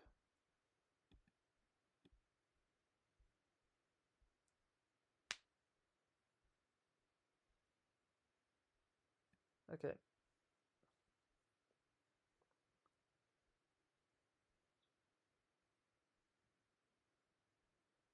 Okay, aid a companion. I'm probably not going to read much of this because it's been, so long.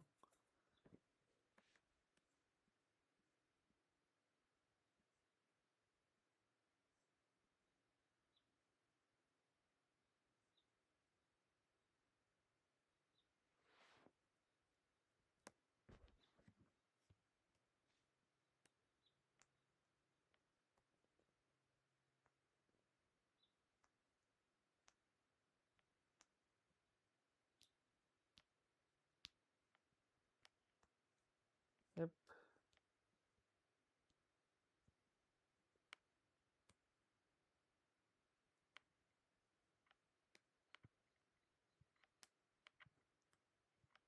This, to an extent, messes with player agency, but it's interesting mechanically.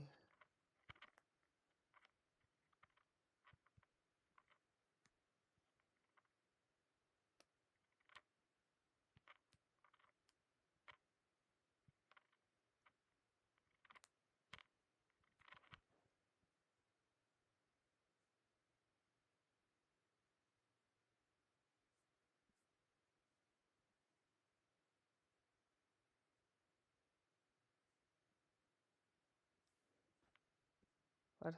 Is that a move? What is that in reference to? Why is it there?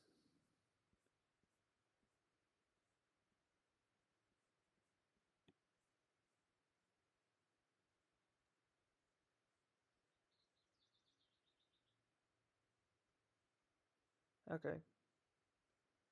I feel like you really don't need this.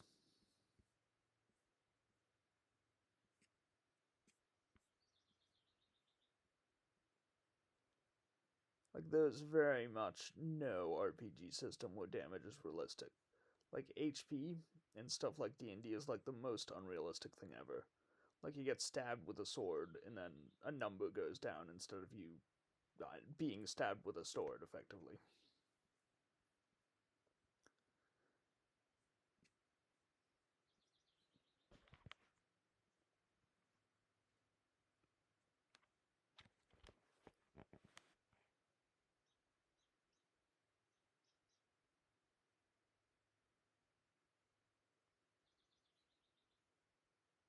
Yeah, it's a thing where you can, like, cash out later.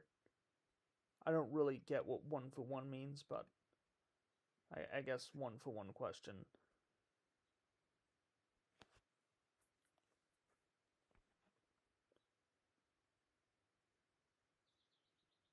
Now, this is weird. That by figuring someone out, you would be able to force them to answer a question honestly. It seems more likely that you would know the answer whether they were being honest.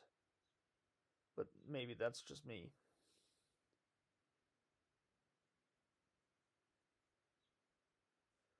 Or that you would just know what the answer was based on their answer, even if they said something different.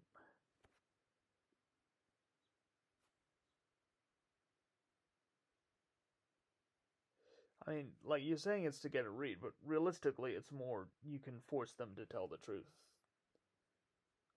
Which doesn't necessarily fully matter, it effectively does the same thing, it's just a little odd.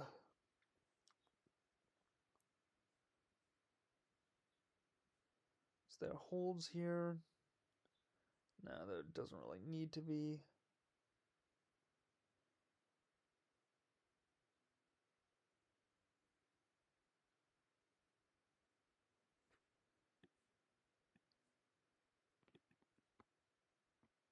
So, like, you get +1 when acting on the answers, but do you actually get an answer? I guess, yeah, I would assume you would have to, but that's not fully established.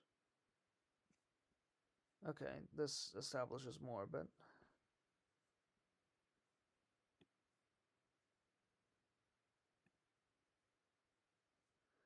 Okay, so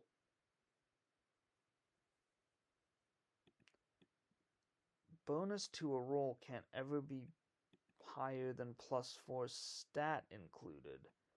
Now that is not something I realized initially, and I also think is a mistake. That almost makes, like, the higher you get a stat, the less that bonus matters, because you might have environmental bonuses or something. I don't really like that. I think stat bonuses and other kind of bonuses should be separate. Or some other system needs to be in place so that doesn't, like, really mess with things.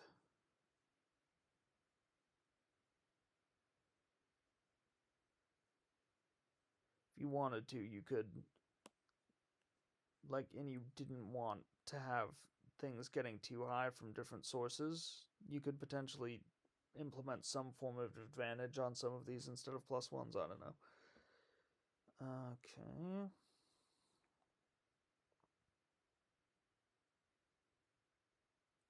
I don't really remember why I'm pausing on this. I was going to say something.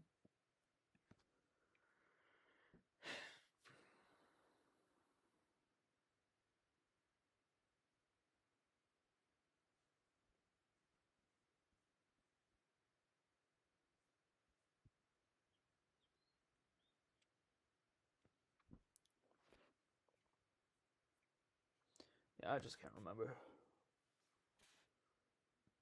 Oh, okay. Yeah. So this doesn't have any kind of cost associated.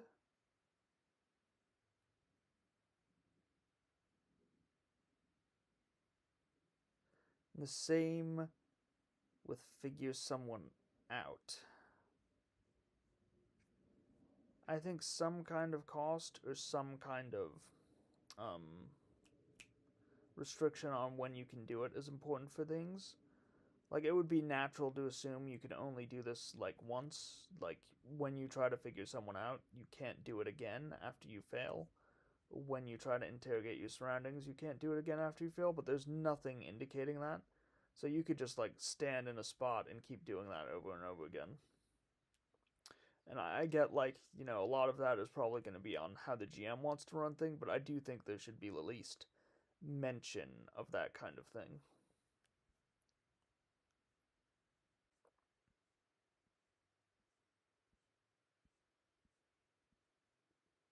Yep, whoops.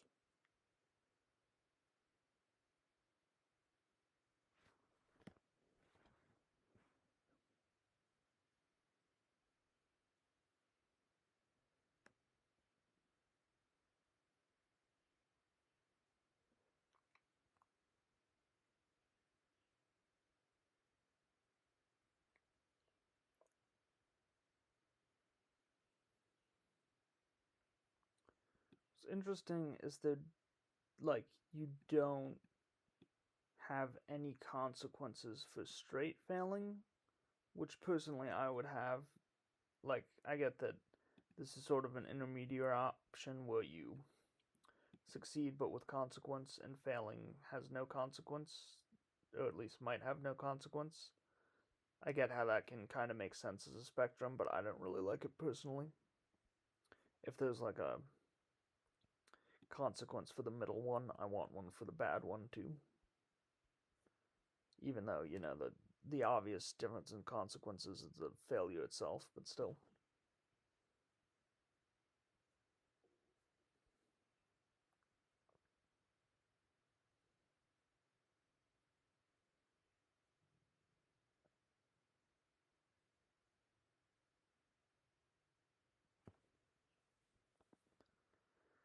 Okay, verbally persuade to trick a teammate to foolhardy action.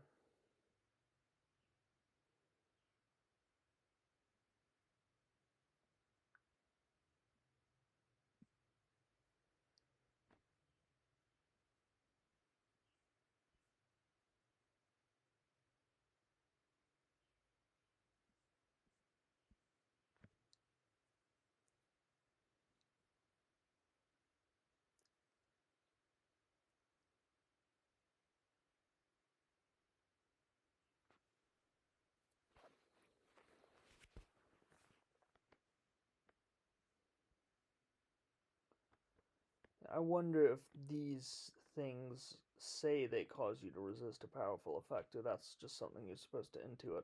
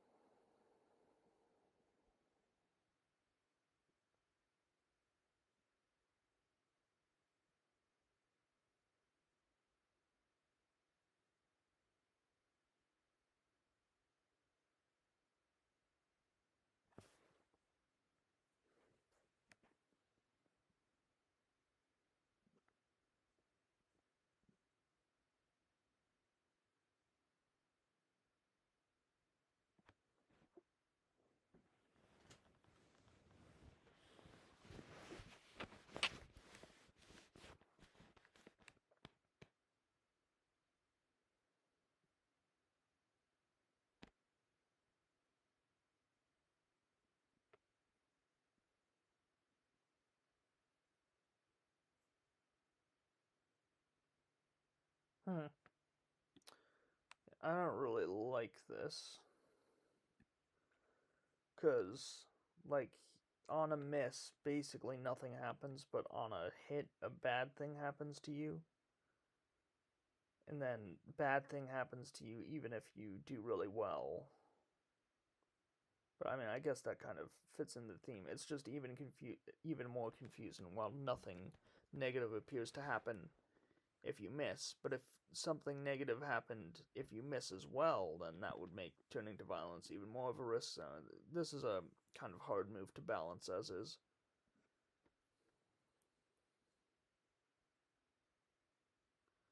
I might have to reread the basis of this because it says it carries inherent risk, but it feels like if you miss, nothing happens. Maybe I'm wrong.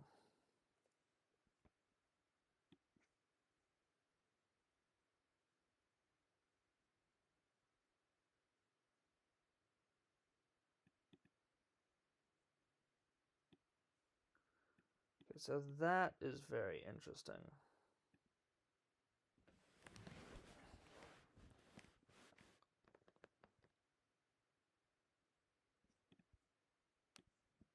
Patently false, but sure.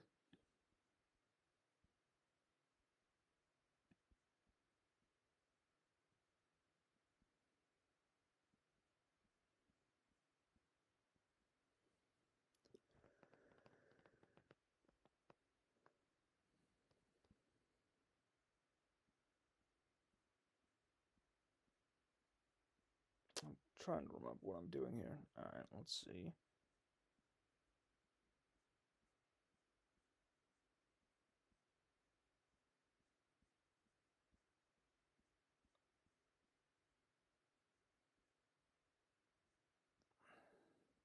Don't know if I've seen an inverted move yet. If I have, I've missed it.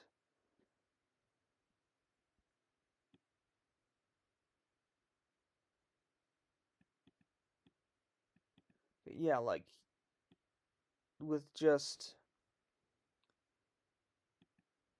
Like, I'm not seeing the term hit introduced here, but I see it all around in other places, and... Like, there's a lot of things that don't specify anything bad with a miss.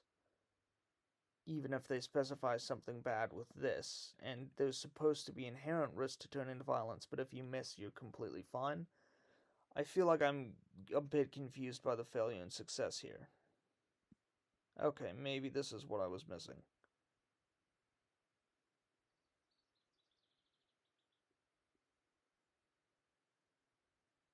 That. What?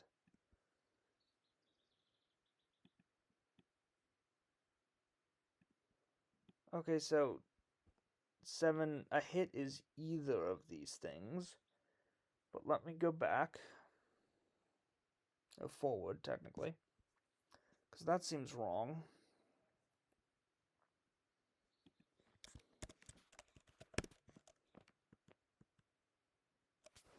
Whoops.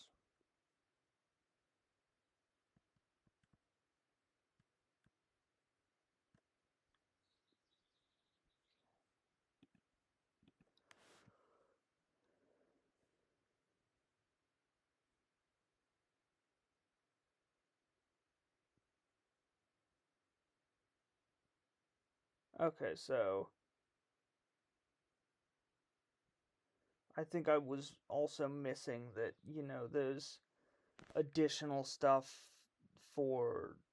I feel like the hit wording is inconsistent, where sometimes they specify that there are additional effects for a 10 or something, but other times they just call something a hit, and you're supposed to know that that's not an either or situation then. I don't think that's a useful way of writing things, and I don't know that I've ever seen partial success used despite it be in the actual descriptions, despite it being established earlier.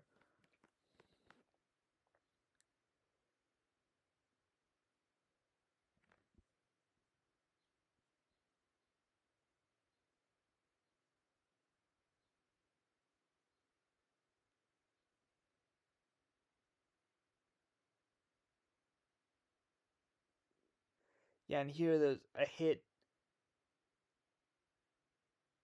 Like, I don't really like the hit phrasing.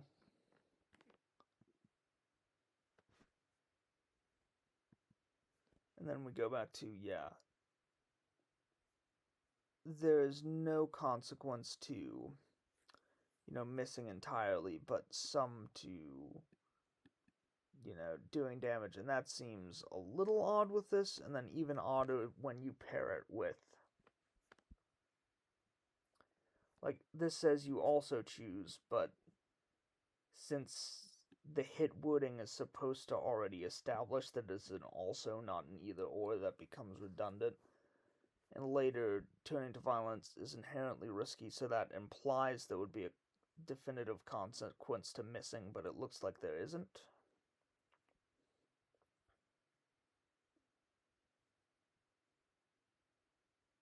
Okay, you get to pick this.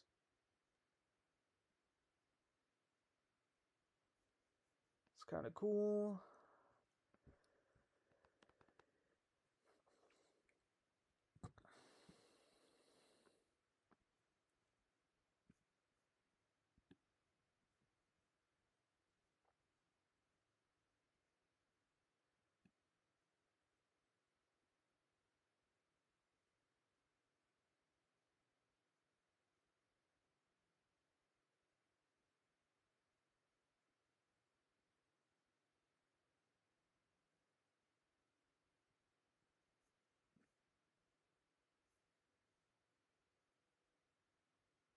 Okay.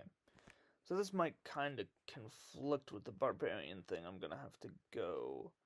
And that's that. I guess it's saying that even on the barbarian berserker thing is even on a miss, you effectively get this choice.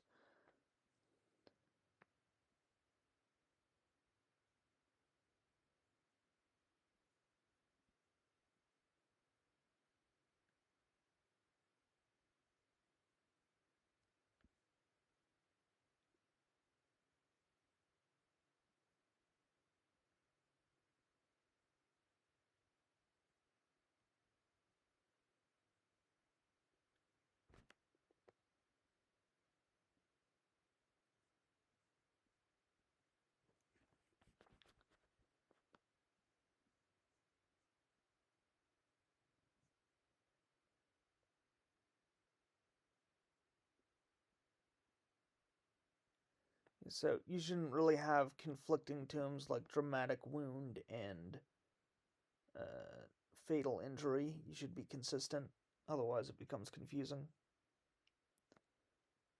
But I now know that you mark fatigue and conditions.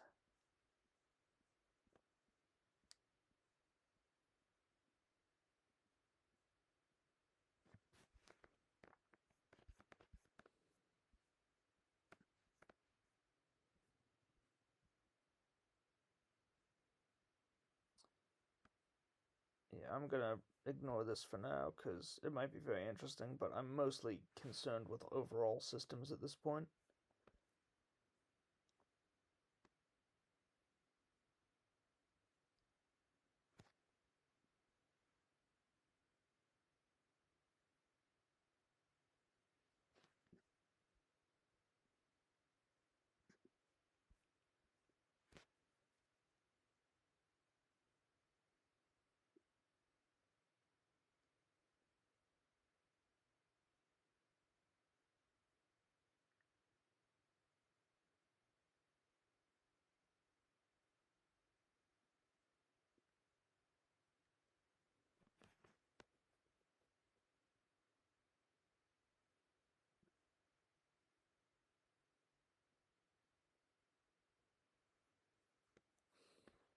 Yeah, like once again with the if then phrasing of things, this should really be, you know, doing something to a weakened victim, and then the then condition should be their defeat. Because otherwise, when you defeated weakened villain implies you use some other means to defeat them than the moves itself, and kind of makes the move valueless in that sense.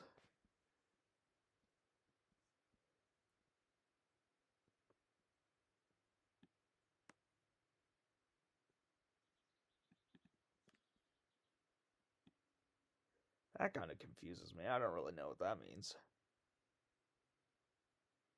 That seems like more a utility thing than a buff. Like, if something is an epic move, it shouldn't be just skip the boring parts. If there are parts that are definitively boring, they should be skipped automatically.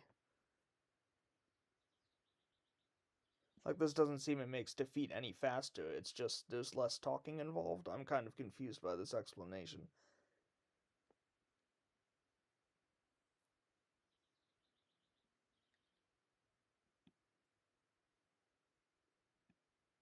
Okay, so I guess, like, it's when it's pretty clear that the party can win, you can use this instead of actually going about winning. But in a lot of games, that's something that sort of happens anyway. That's like a passive way the system works rather than a specific mechanic that you have to work really hard to get. Specifically because it can be boring, the alternative.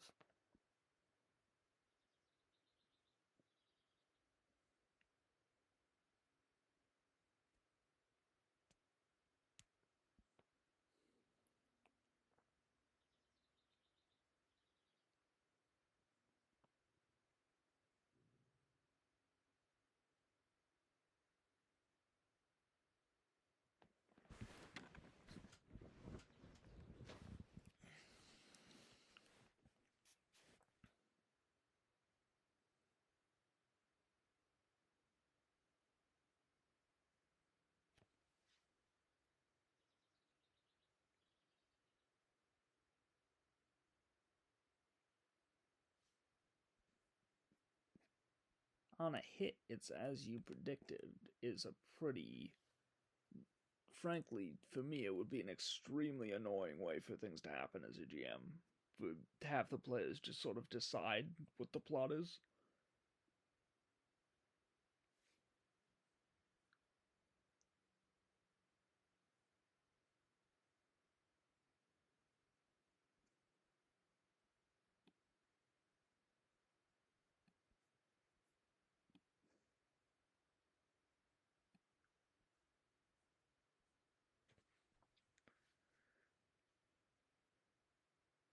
So this whole time, I've sort of been looking out for a way you can actually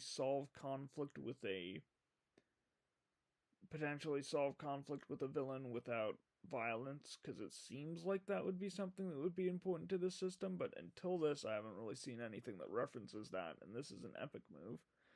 And so far, it's just saying NPC, not necessarily villain specifically.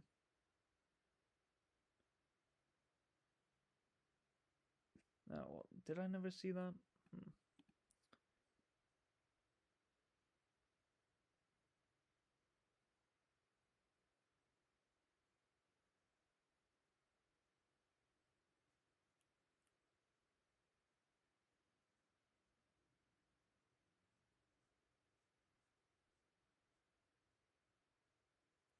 Okay, let me go back. Let me look at turnaround.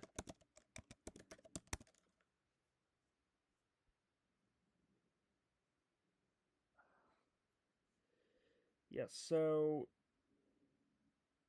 okay. I didn't realize this for the other ones because this one doesn't have a when condition, but the other epic moves have a when condition that is separate from their title.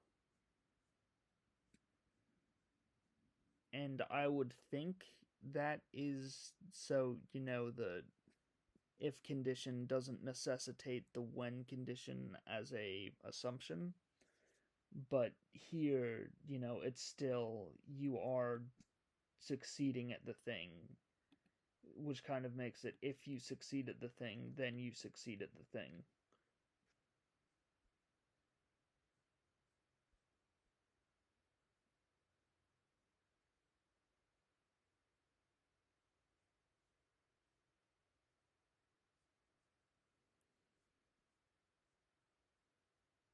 Okay, 5 fatigue spaces.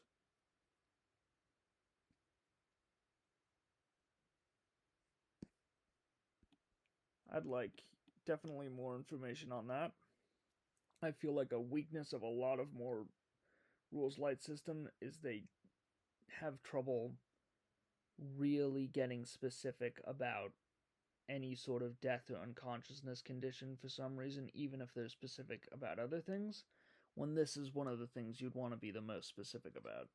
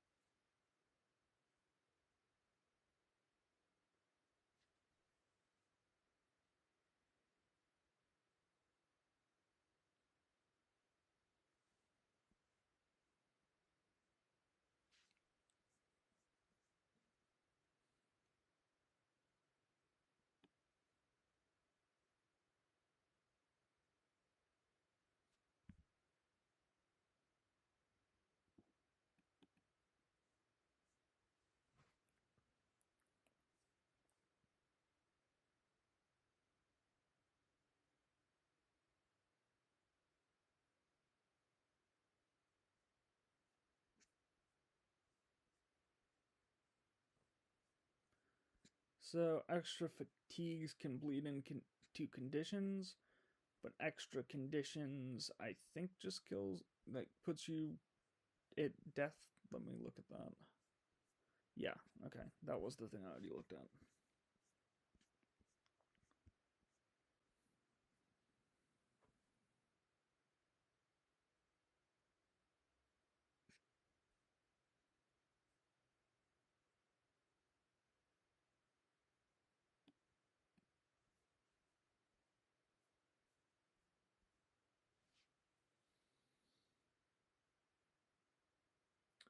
Okay, so mark experience whenever the final result of a move you made is a miss. That is an interesting choice. Or if you answer yes to those questions at the end of a session. Okay.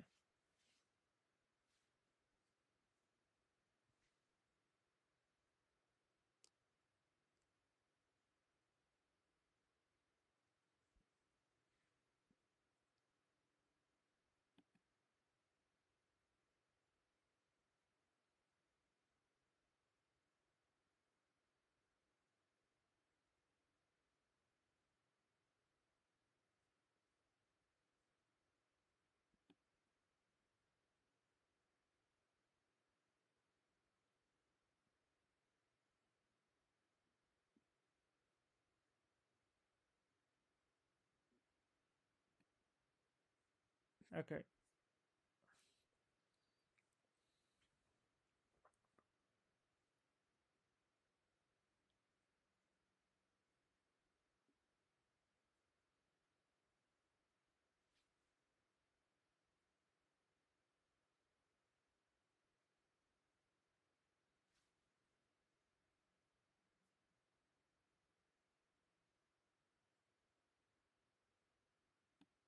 I think that might be phrased wrong.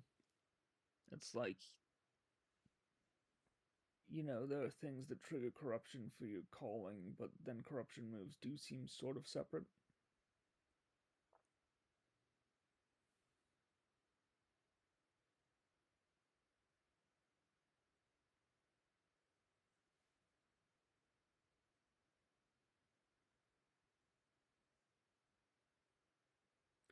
I would like corruption to have other effects than effectively just giving you more options, and then after you have enough of it, turning your character into a villain from 0 to immediately.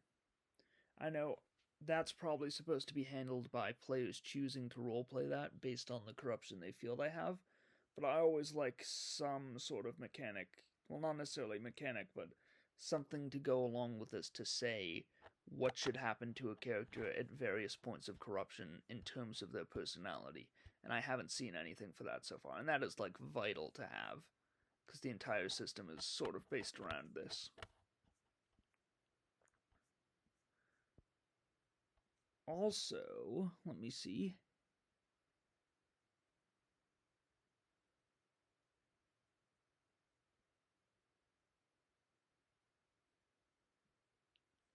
This is kind of a cop out to say there are only a few ways to mark corruption when one of the just, yeah, the GM decides it.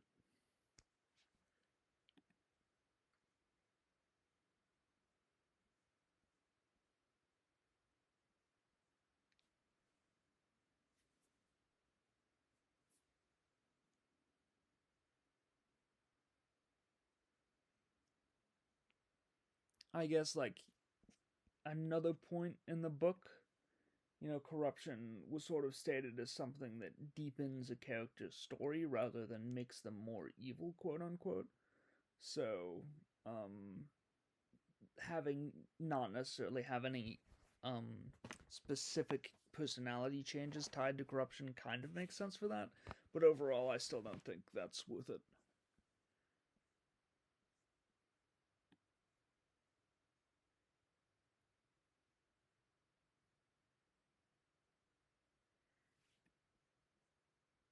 Yeah, it's also worth noting that retirement is always an option through corruption specifically.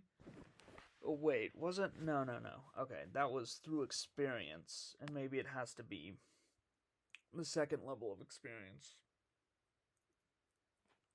You can retire. And that goes back to the earlier concept of, you either die a hero or live long enough to see your villain. There is another option that is specifically presented mechanically.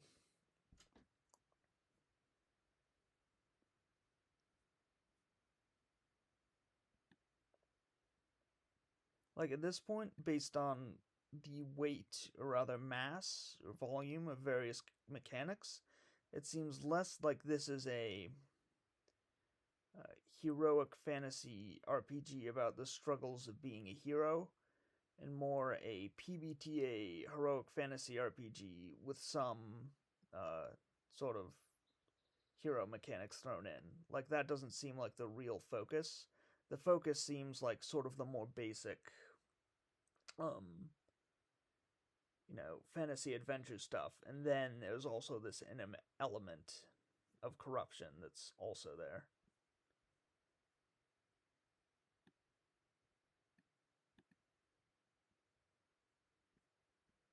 I need to look at this at the very least to find corruption stuff, because that's very vital.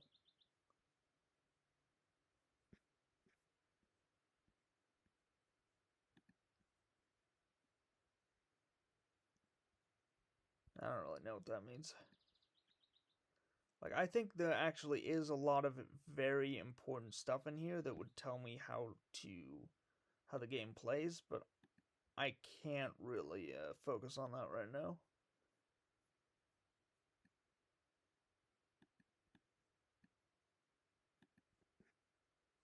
Okay. Condition, corruption, or fatigue. Escalate. Like, something that I'm really concerned about is that I haven't seen anything about what a conflict resolution with a villain is supposed to look like. or any kind of conflict resolution, really.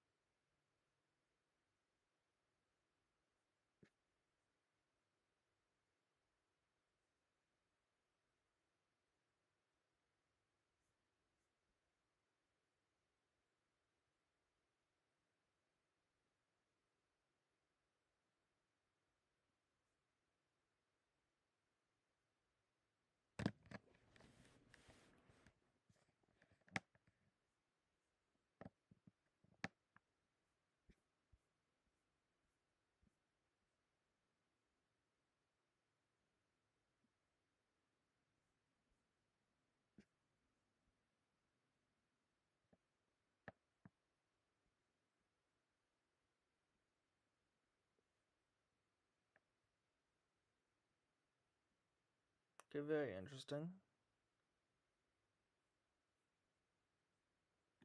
Okay, this probably should have been in the player side of the condition stuff as well.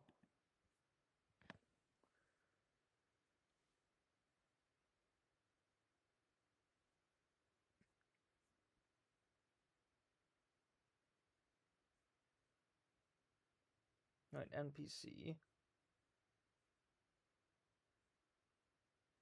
Okay, I think this is a system you should probably apply to players when they get conditions and the players pick one of these.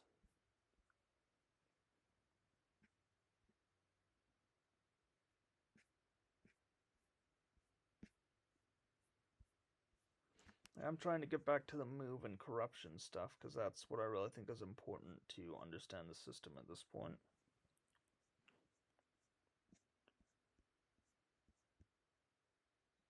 Uh-oh, not seeing anything really.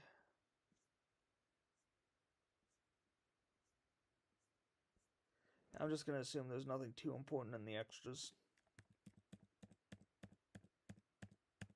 And maybe it's just not intended to be in the quick start, but how corruption works is really a vital part of the uniqueness of this system, and not having anything on when a GM should say corruption should be added is a very poor choice, especially when the entire setup of the system is killing people bad, but there's nothing so far that explicitly states killing a person adds corruption. Unless I missed it. Okay, so GM moves. Instead, you pick one of the options above. Okay, but what do they do? Okay. Inflicted condition, corruption, or fatigue. You really, for corruption at the very least, you really need to see when that happens. And obviously, you don't have to tell, you don't have to set out exactly everything that may or may not add corruption, but there are certain things you need to have as a baseline for adding corruption somewhere in this. That is not something I would consider a move. That is just doing something as a GM. Yeah, I have a hard time seeing how anything of these are moves if there's not explicit mechanics attached. That's just like something, this is just being a GM so far.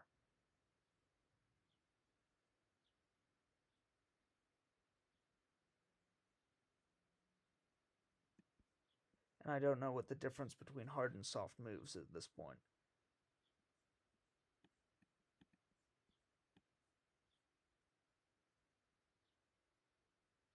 Like, you had the moves listed above, but I don't know that they were categorized. Are you saying you can do any of them as a hard or soft move? Yeah, I don't think this section is very good, personally.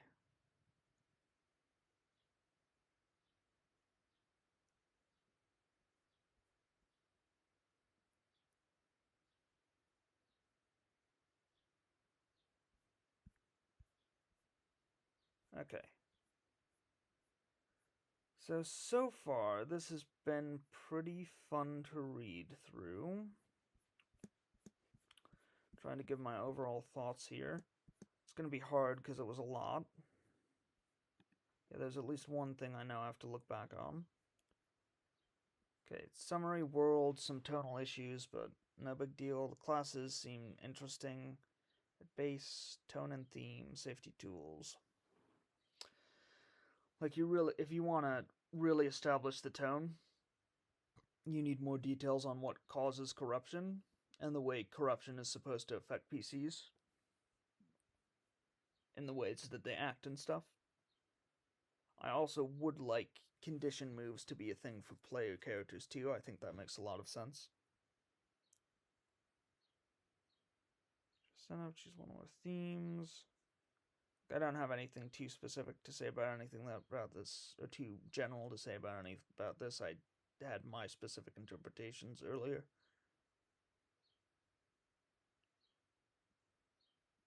Okay, on this, I only really looked at two callings. Berserker seemed like it would work. Bard, a lot more questionable to me. But like, it is hard for me to wrap my head around this, how to describe this system overall. I'm trying to figure that out. Background. Oh, background does like nothing. There's nothing attached to background, right?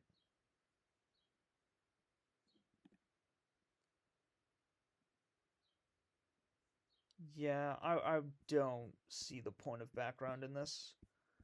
Also, like I said earlier, there is no overall backstory thing. Like, you just have them answer questions and then maybe do some stuff with bonds, but you don't really say to give your player character a personality or to give them a backstory other than answering questions. And that's a very common oversight I see. I think people consider it so basic that they don't even think about that. But since there are some systems where, it really is important to have for a character to have a full personality or backstory, but this doesn't seem like one,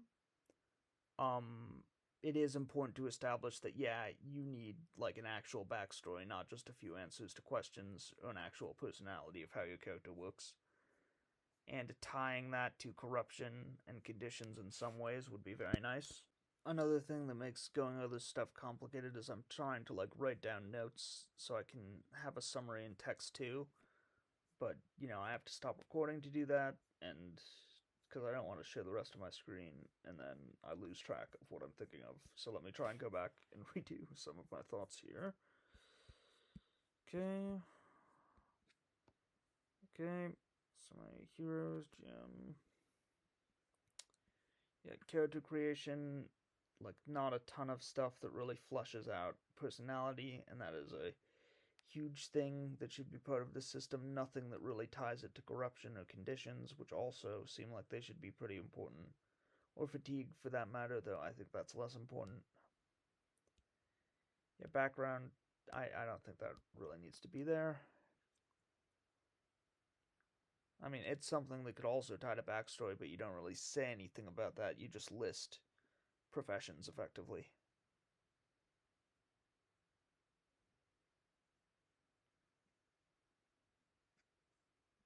Okay, the callings. Like I said, I only looked at two of these. Bard was, less good than Berserker, I think. Inverted moves. I missed those.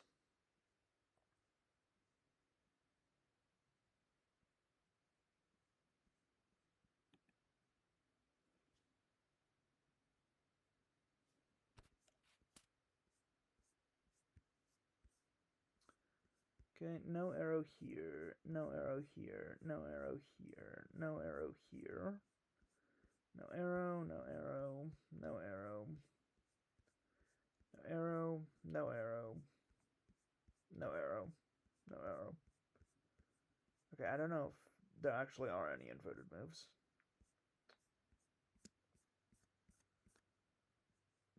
but let me try and get an overall description of what this system is.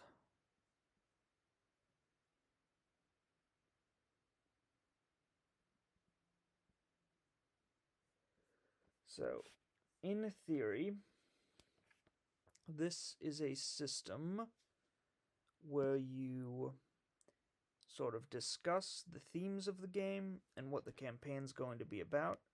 Then people create characters. These characters, consist of a set of moves and some progression elements, such as corruption, which gives additional moves but will eventually lead to turning into a villain at the end, and an experience system which goes up per session when a kind of vague or general condition is fulfilled. So that should be possible most sessions. So every session, and is it every time you fail, or if you fail during a session? I think every time you fail.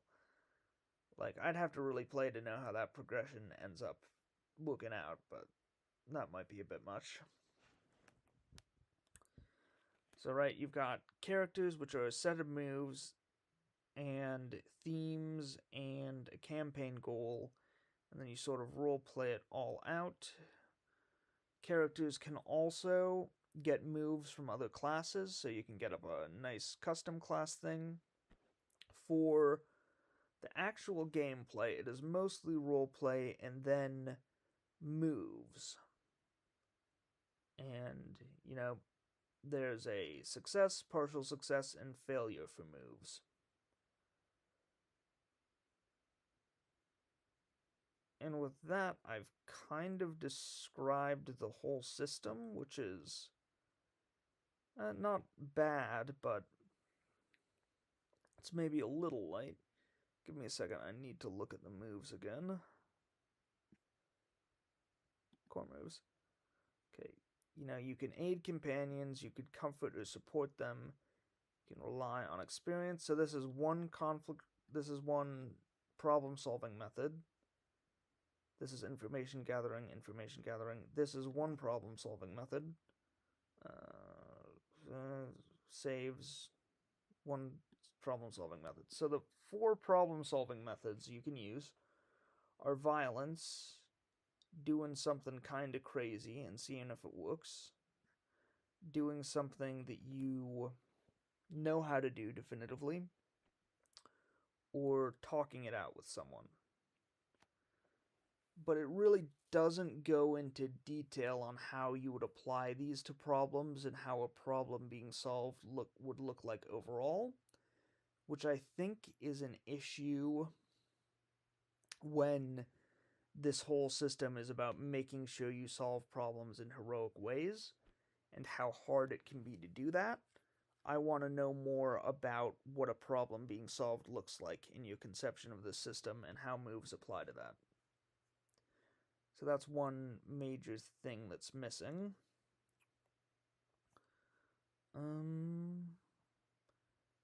Yeah, I think that's missing. I think some of the details of what corruptions and conditions do to a character are maybe missing. And where a lot of the meat of the system is in the balancing of fatigue and stuff like at death's door and conditions and corruption, and all of those I think are interesting systems that work decently well, but some of them could be fleshed out more. Of course, I haven't played yet, so I can't really tell how well they work per se. I wanted to go back and see what fatigue does, because I might have missed that a bit. It's been a bit. I don't know why I didn't just click this. I wanted to remember what happens when you fill up on fatigue.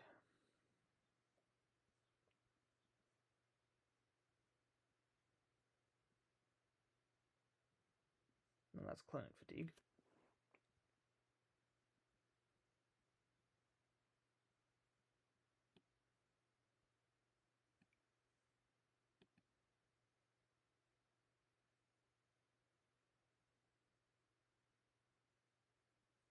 Okay, once all are marked, you're on the brinks of collapsing or fainting. Yeah, I think you need a little more details on that, and having things that happen for various stages of both fatigue and corruption wouldn't necessarily be a bad idea. Like, the corruption moves are all fun and interesting, so so on the one hand, I wouldn't necessarily want them changed, but at least for the callings that I looked at, it would make more sense. Where am I?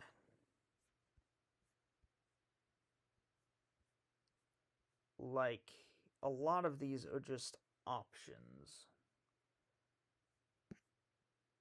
So, like, it gives you the option of playing your character in a more negative way, but not a way that happens passively or really that much incentive, and that it happens. Maybe I've misunderstood this.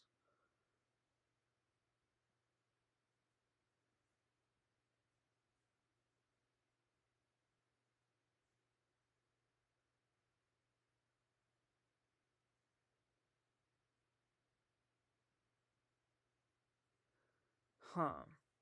Like, maybe this isn't a move you choose to do, maybe it's something that happens passively.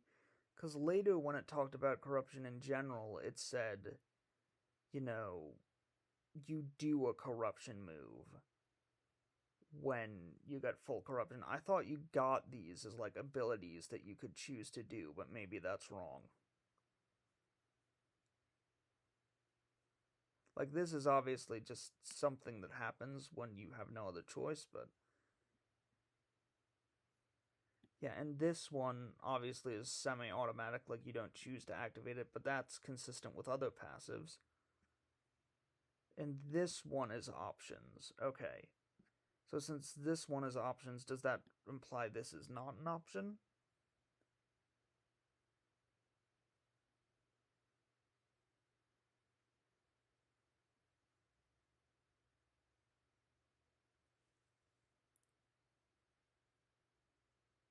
Like, I thought this was a move that you from then on chose to do, but maybe it's something that just happened. So corruption might be what happens with corruption might be a little too ambiguous. Like, it's better the way I'm thinking of it now, but I only really thought about it this way after reading through the rulebook and really rereading the stuff too.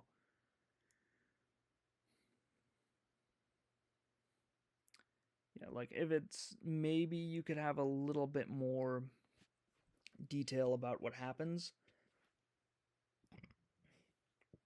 or just why. Like, if you just say, whenever you roll a 10 plus with spirit, you mark corruption because your character does X, or X interacts with your character in some way, like what's happening in the fiction, so to speak, that would help guide players on what options they can take to roleplay their corruption in a way that I think is a little more useful. Okay.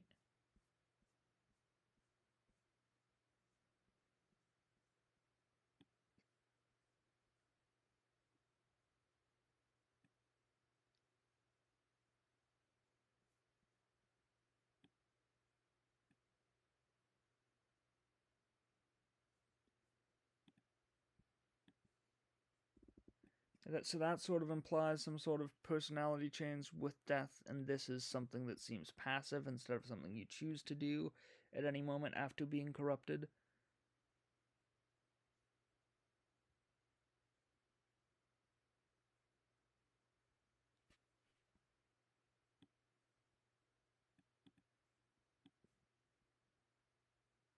Okay. And so here you also is another thing that whenever this happens, something happens with your character / personality, okay? Yeah, and once again, with stuff like this, I would want a mark corruption because there to help explain that a bit more.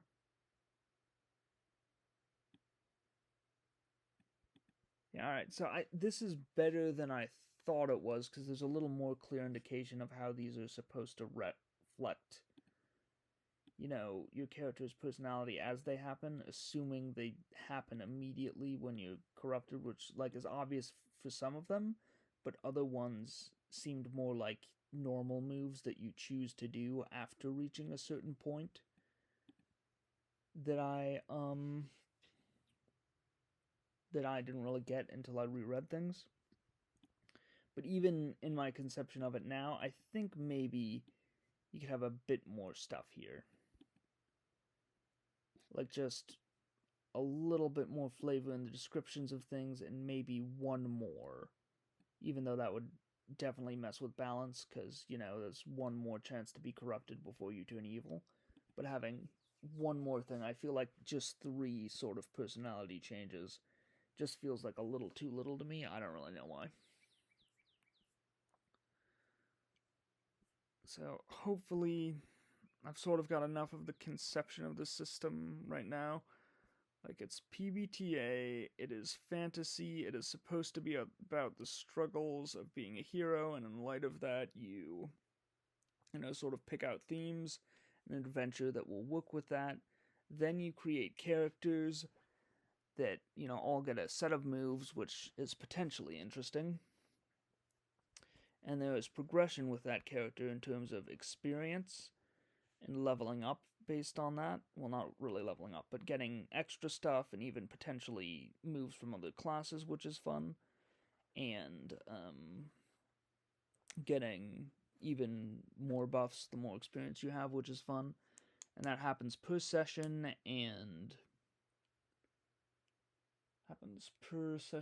when you fail a roll.